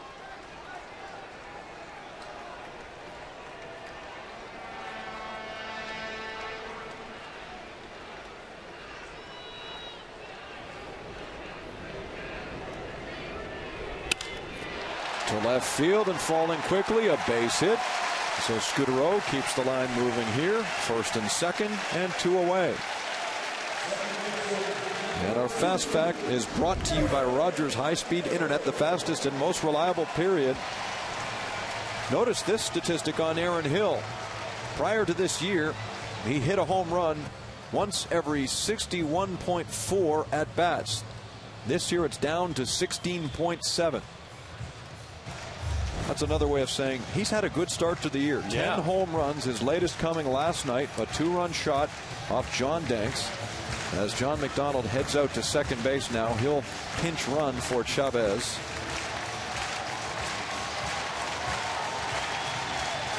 Scutaro is now 3 for 4 on the day.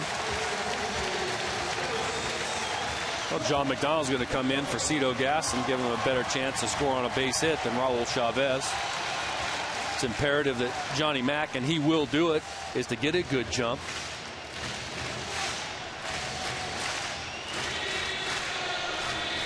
Well, you can't ask for much more here if you're a Blue Jay fan. You've got 2 men on base. The team's best hitter, who's a right-hander, and has shown he can hit the fastball this year. You got to be careful with the first pitch off Aaron Hill. I think that's what Don Cooper went out there to remind Matt Thornton on. First pitch, be careful. And that was a breaking ball. And he went around. Yep. First pitch. If I'm catching and Aaron Hill's hitting, I think I go soft every time. This guy jumps all over the first pitch fastball. Looks like he goes.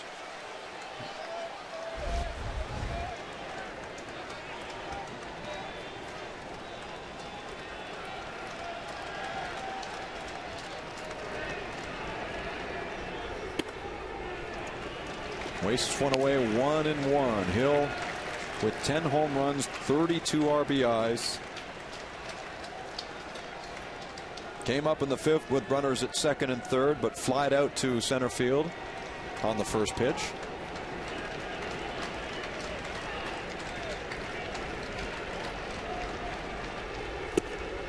Two and 1. Being very careful with that fastball. Aaron Hill, with his approach, with that compact swing and hardly any stride, he can put the barrel on anybody's fastball. Matt Thornton, of course, he's a fastball pitcher. He's being a little careful.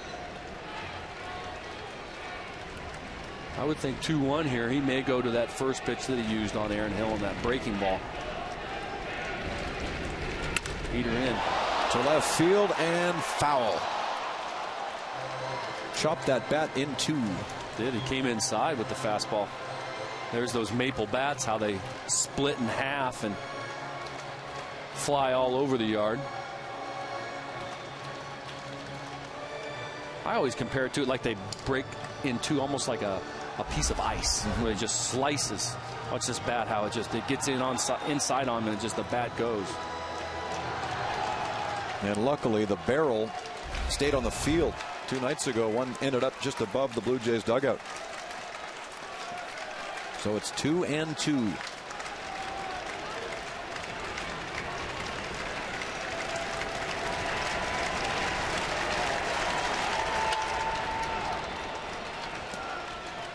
Thornton stays soft again. He goes with the slider.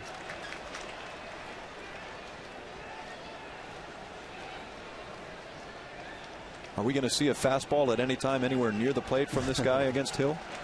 Well, he came inside and broke his bat foul. Thornton's best pitch is his fastball up. I would think that he'd want to use it right here, try to elevate the 95-mile-an-hour fastball high. He'll try to hit the corner. Now the runner's moving here with a good jump by Marco Scudero off first base. A ball, just a simple base hit, kind of in the gap, has a chance for Scudero to come all the way around. So everyone's moving here. Here's your action pitch and maybe the biggest pitch of the ball game. Thornton sets, checks the runner. Here he comes. Swing and a miss, and he got him. Struck him out on a slider and ends the inning. The Blue Jays leave 2.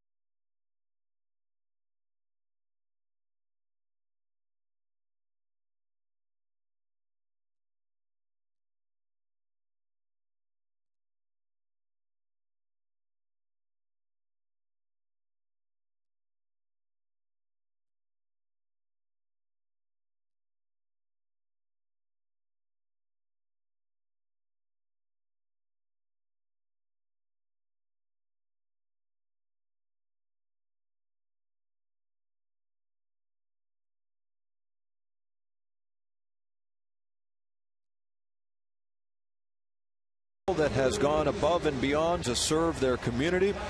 For information, please visit bluejays.com or mlb.com for details.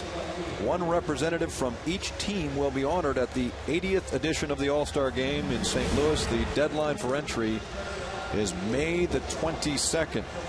So that's this coming Friday. Here's the in-game box for the White Sox. Well, not a whole lot of hitting. Only 1 run, 3 hits for the Chicago White Sox.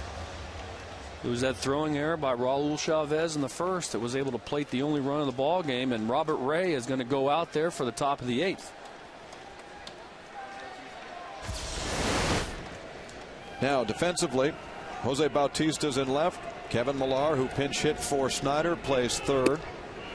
And Ray continues to work and work well against the White Sox. They've scored once on 3 hits.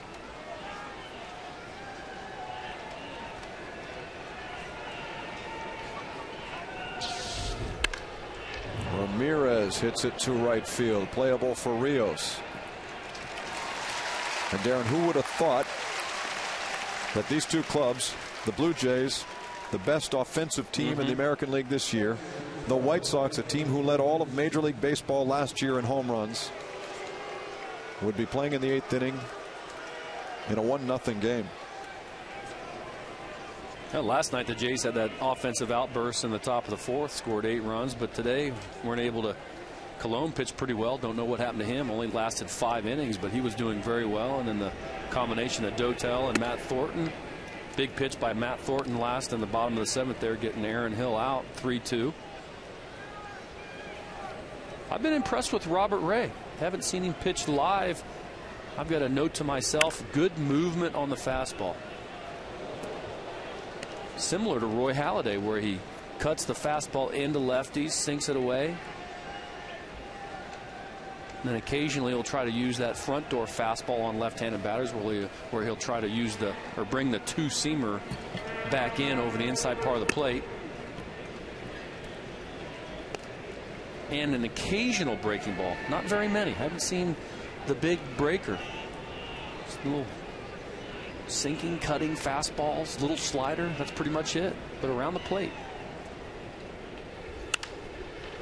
Popped up, heading for the seats. Millar is over there, and it's out of play.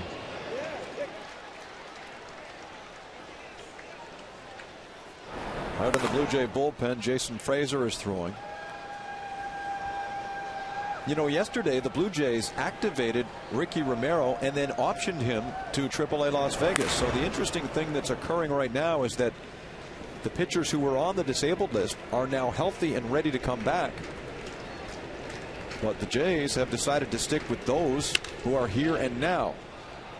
And that's a foul ball. So, you know, initially it was thought that Ray was only here until someone like Romero or Jensen got back, and that Brett Cecil was only here until somebody was healthy. Well, Jansen and Romero are both healthy and could return, but they have decided collectively, Cito Gaston, J.P. Ricciardi, again, that if it's not broken, don't fix it. The starters here are staying, at least for now. The young starters are staying, but in my opinion, they'll be on a short leash. They're not going to let them have 3 bad outings in a row. They might give 1 bad outing, maybe a second bad outing. But when you've got those type of guys in the minor leagues, and if they're pitching well, it's a short leash. If you run into problems, boom, just replace one guy with the next. 2-2 to Brzezinski. And this one in the air to right field. Again, Rios is there. Well, Robert Ray has bought himself at least 1 more. Oh, yeah. With his performance today. I think he's extended that leash. He has extended it. Well, he should be around for the next one for sure. He throws a lot of strikes. I'm sure Cito Gaston and Brad Arnsberg, they love it. Round the plate. Can't bring up guys, these young arms, if they throw. You know, sometimes you bring up these guys, they're throwing 95. Wow, he's got a great arm, but he's ball 1, ball 2, strike 1. It's ball 3. Got to be able to throw strikes in this league if you're going to survive. Robert would stand to get his next start in the 3rd and final game down in Boston at Fenway Park. 1-0 on Josh Fields. Breaking ball is down 2-0. Coming up for the Blue Jays in the bottom of the 8th inning, Alex Rios, Vernon Wells, and Adam Lind. The White Sox with a slim 1-0 lead.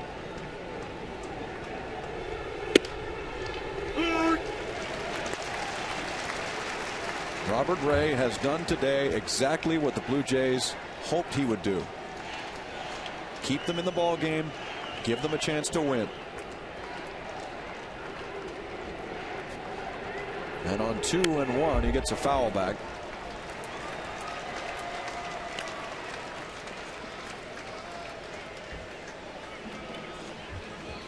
These good starts by young pitchers.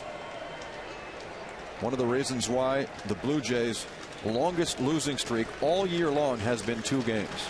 Just 2. And it's only happened 3 times.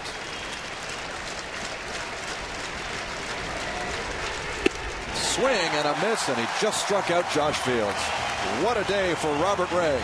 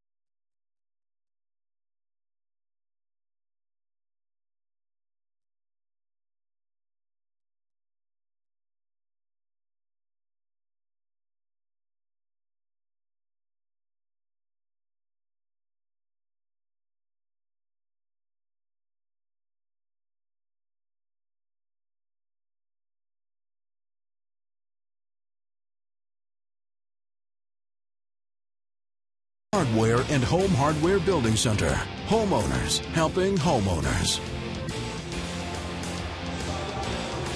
Hey, it's a big day at Rogers Center tomorrow. Federal Express Alex Rios Bobblehead Day comes your way. The first 10,000 fans get the Alex Rios bobblehead doll.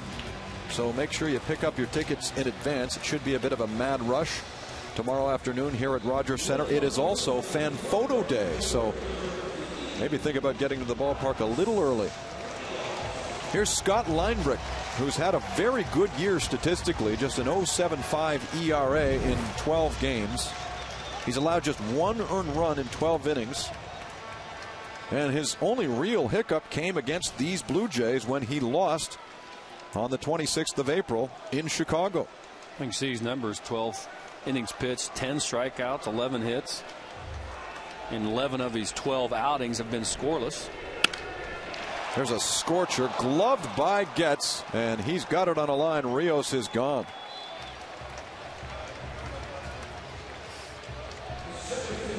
Nice play by Chris Getz. This could have easily short hopped him, and with the backhand might have scooted out in the outfield, but good solid play by the scrappy second baseman for Chicago. Quickly one away.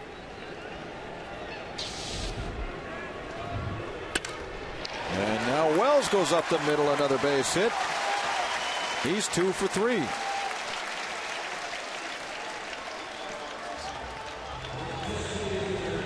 It was Wells who doubled against Linebrick in that game in April and came in to score the game-winning run in a 4-3 victory for the Jays. Roy Halladay won his 4th game of the year.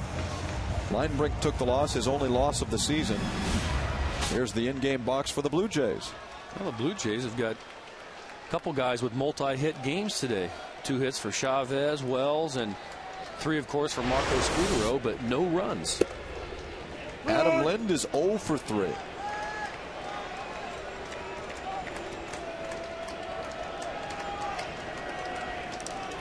That's been a couple of daring attempts on the base paths by the Toronto Blue Jays. That Scudero trying to stretch the double into the triple, out.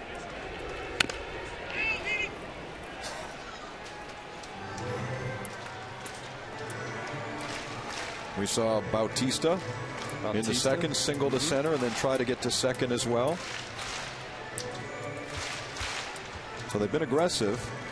On those 2 occasions, though, both players were thrown out. Linda's fouled out, lined out, and grounded out. 0-2 here facing Linebrick. 1 away, Wells at first. Breaking ball, taken foul as well.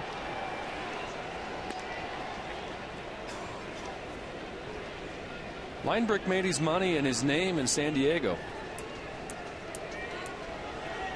Was a good setup man for the Padres. Never a closer, but signed as a free agent back in 07 by the Chicago White Sox.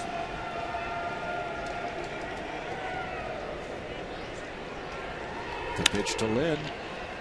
And that's out of play as well. Yeah, he got a 4-year deal, I believe, for about $17 million. Pretty good cake, as the kids like to say. Yeah, very good iron.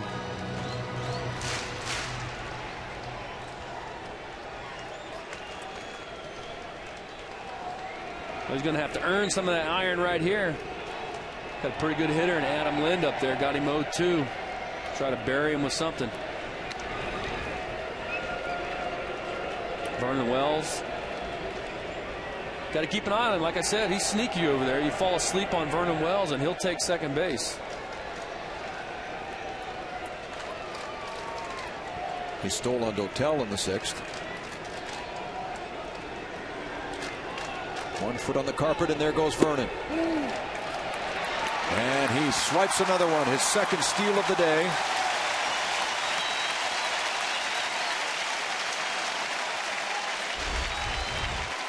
Well, really no chance for Przinsky again. Big leg kick by Linebrick. Just didn't go the slide step, decided to pick up his leg. Vernon Wells saw that, took second base, his 2nd steal of the day. The tying run is in scoring position. 1 ball and 2 strikes on Lind. The kick and the pitch from Linebrink, and that's down and in. 2-2.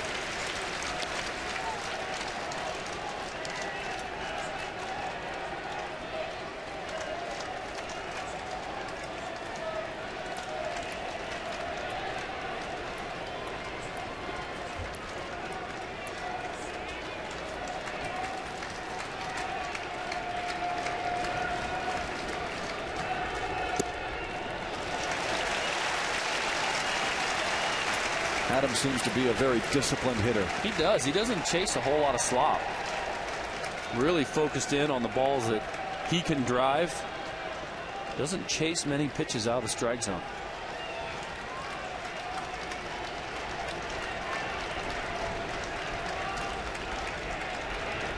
The payoff, scorched foul. Dwayne Murphy did well to get out of the way of that one.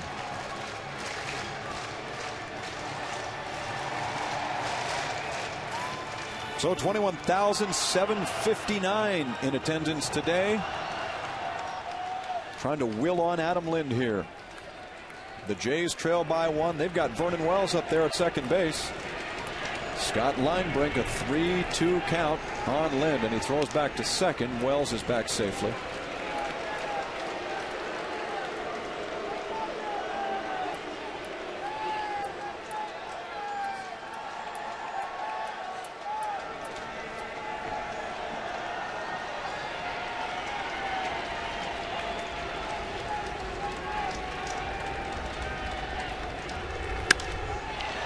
Down the line and out of play. Well, that was a pitch that he could have drove. That's that center cut fastball down the middle, 3-2. Adam Lind just a little late on it.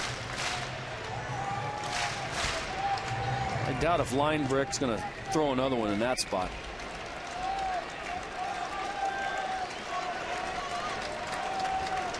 Let's look for something off speed here with the base open. He's got a pretty good changeup. Might go to something down and away.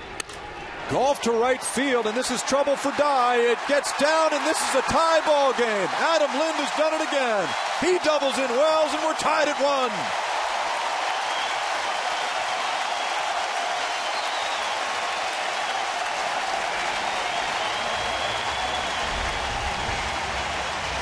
Well, it is an off-speed pitch. It's a changeup, and this ball, if he doesn't make contact with this, I think Brzezinski's got to block it. It's going to hit the dirt. Chases one really out of the zone, but as hot as he is, when you're going good, you hit them where they ain't, and perfectly placed double down the line. That was really a tough pitch to hit. I'm sure Don Cooper and Linebrink are going, I mean, I thought I made a pretty good pitch there, and the guy was able to put some wood on it and put it in a good spot.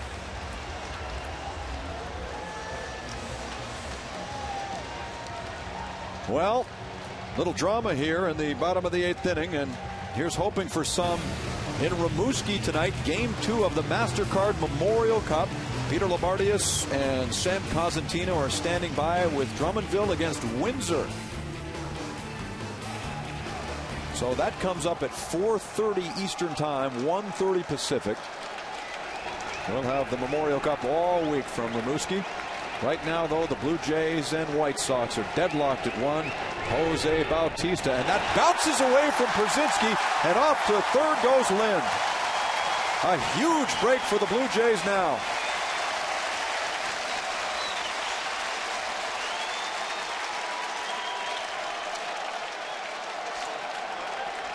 Really big mistake and a big break for the Jays.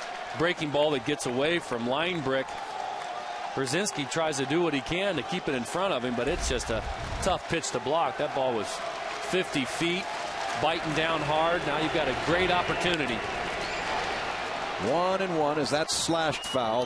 The infield for Chicago now comes in.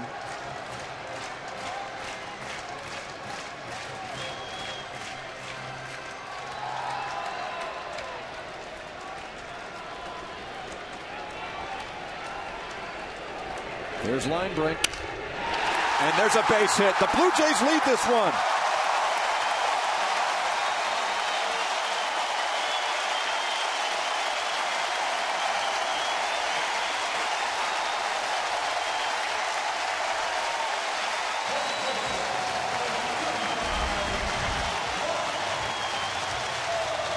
this never say die attitude the Jays have got going on right now. A lot of comeback wins in the early part of this season. Bautista, another hitter that hits a pretty good pitch. A sailing fastball on the inside part of the plate, stays on top of it, base hit. And who benefits the most from it is, with a little smile, Robert Ray, a guy that pitched so well, he has a chance to pick up a win, and his first big league win.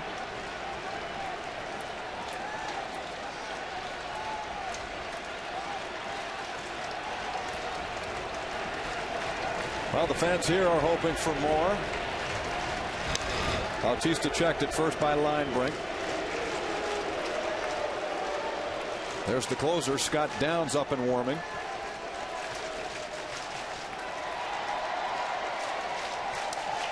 Suddenly, this ball game has turned into a possible save situation. Overbay looks at that one, 0-2.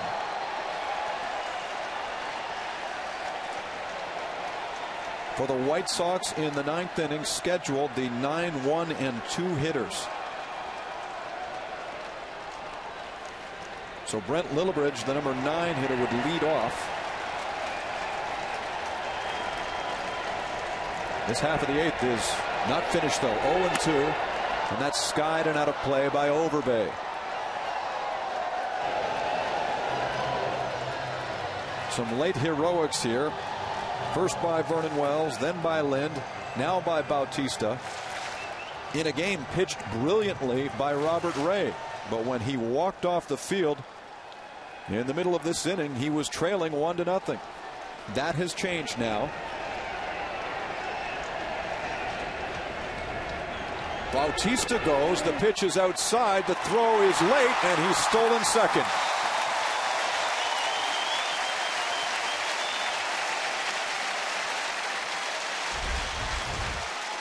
Well, it's a stolen base that's also helped out the Jays. Vernon Wells with 2, Bautista here with a stolen base. Don't overlook that stolen base Vernon Wells had there, and after his base hit, goes to second base, gets in scoring position. Linebrink just picking up his leg, no slide step at all. Real slow delivery to the plate.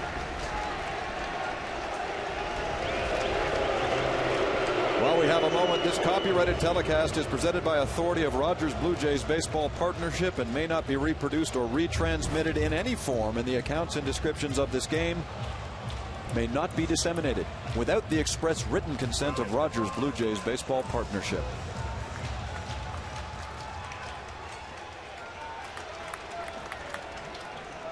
Two to 1 Toronto.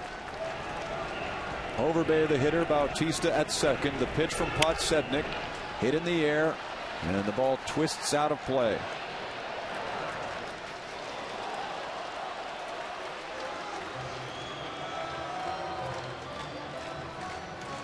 Rod Barajas is in the on-deck circle.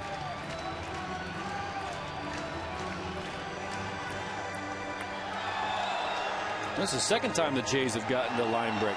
And you say that earlier in the year he gave up a run there. His one loss of the year. Yeah, he had the lead and gave it up.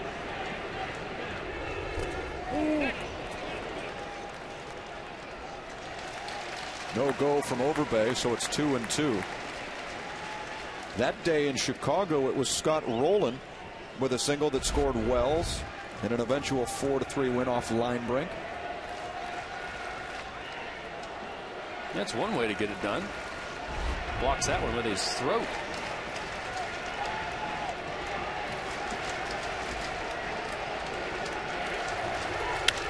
On the ground, Ford gets.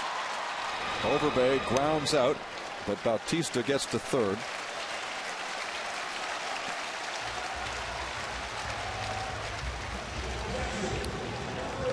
So Rod Barajas will hit for the first time today and get an opportunity to try and extend the lead.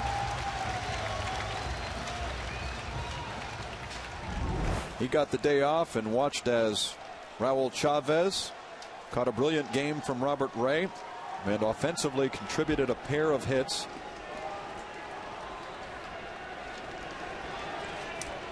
And at third is Bautista. 2 gone, 2-1 Toronto. He's a good low ball hitter, and he goes after one. It's 0-1 on Barajas. Had a big 2-run double in last night's ball game. Barajas has been driving in runs. Good production by your catcher.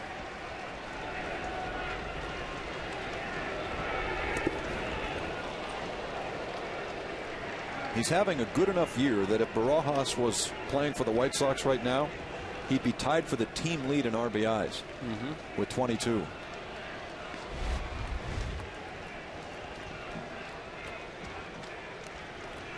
Nice block by Brzezinski. Another short breaking ball in the dirt. That ball was hit well before home plate.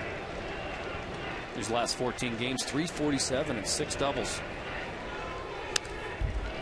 He takes a cut too, Jamie. He doesn't get cheated, as they say.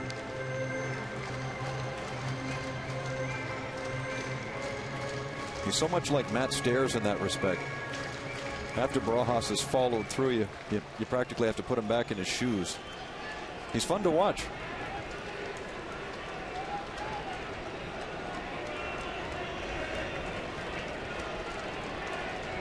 A 1-2 pitch.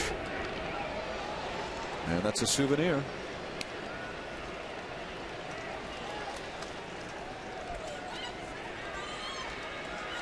They have made Linebrink work in this inning.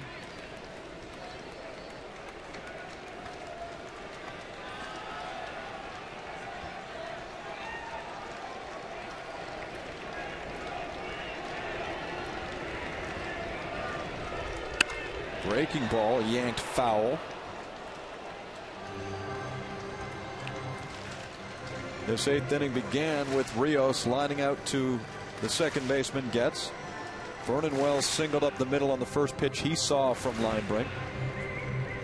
He then stole second base. Adam Lind golfed a shot to the right field corner. His double tied the game. Bautista followed with a base hit to left field. And that gave Toronto the 2-1 lead. In the air. And this ball is headed for the seats. Oh, good grab. That's why you bring the glove to the ballpark.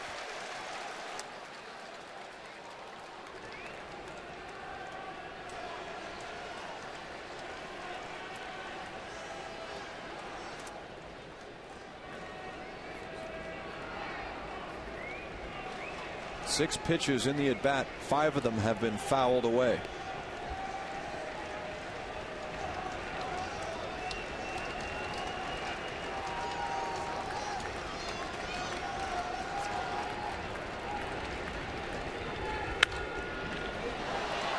All right, make it 6.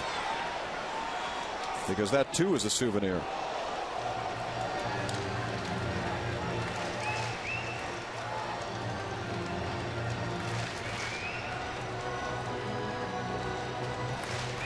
The Boston Red Sox play later tonight in Seattle. Josh Beckett is on the hill against Garrett Olson.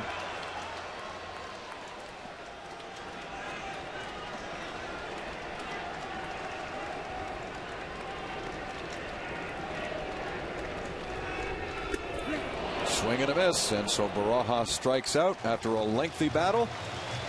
But the Blue Jays get 2 here in the 8th inning. And they're hoping to preserve victory for Robert Ray today.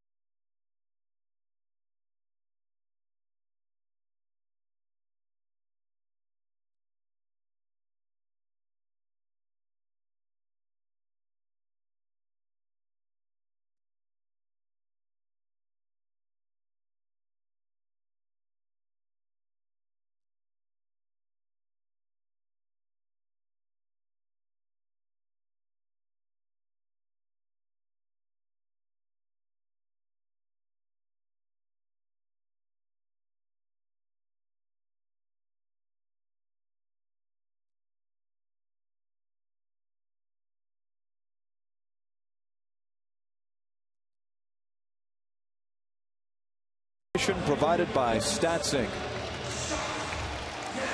Back at Rogers Center this afternoon, it's been a heck of a ball game. The Blue Jays lead right now 2-1, and they can thank the opportunity to win this one.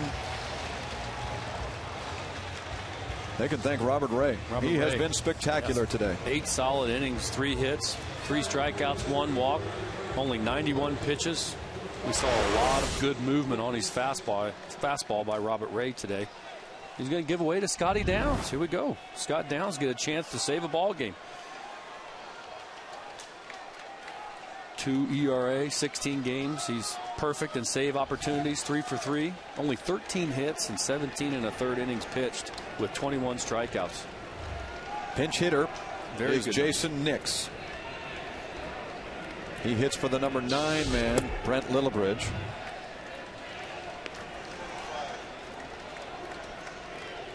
So here's Nix facing Downs. What an intriguing situation. B.J. Ryan is in the building in uniform, but he's not closing for this team anymore. And to B.J.'s credit, he was very gracious in accepting his new role. As you look at Scott Rowland now playing third, Ryan said, I am in full support of Downs being the closer. I will do whatever I have to do to win ball games. 1 ball and 1 strike on the pinch hitter Jason Nix, and he flies this one deep to center field. That turns Wells back, and he makes the grab on the run.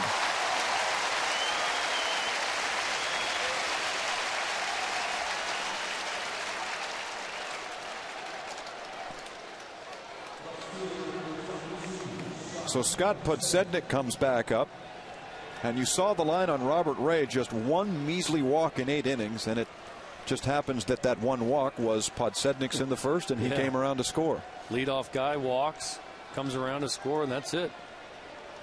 Hats off, though, to Ray today. The kid's seated alongside the master there. Not a bad guy to cozy up to on the bench. Roy Halladay watching as Scott Downs works. And it will be Halladay's turn here tomorrow. We'll have the game at 1 Eastern. 0-1 on Podsednik. He chops this one towards second. Hill charges the ball, makes the play, 2 gone.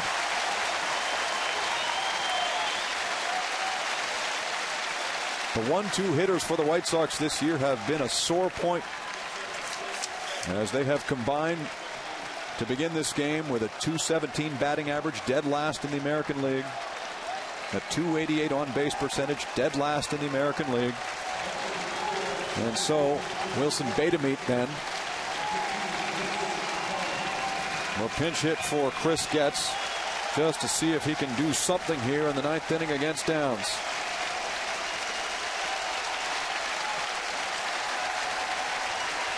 Downs working toward his 4th save of the year, hoping to preserve victory for Robert Ray in front of 21,000 and change.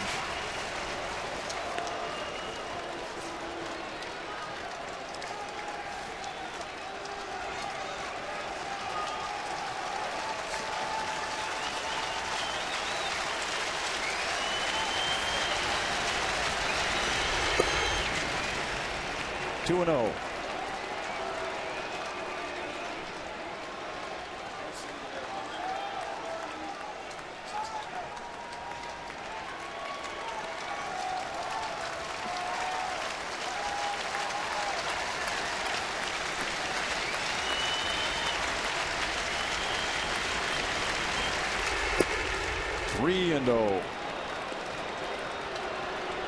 This is a dangerous time because Jermaine Dye is on deck. Yeah, he doesn't want to walk him here, but he's fallen behind 3-0. He's going to have to come back with a strike here and then hopefully be 3-1. See if there's strike 1. Now 3-1 here. This is the pitch, in my opinion, that you've got to make good. You can't just give in and throw a 3-1 cookie right down the middle of the plate. This guy's got some power. Got to make still a good pitch here on the outside part of the plate.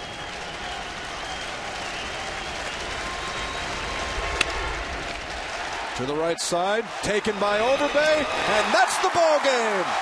How about those Blue Jays, who defeat the White Sox 2-1, and Robert Ray earns a richly deserved first victory in the big leagues.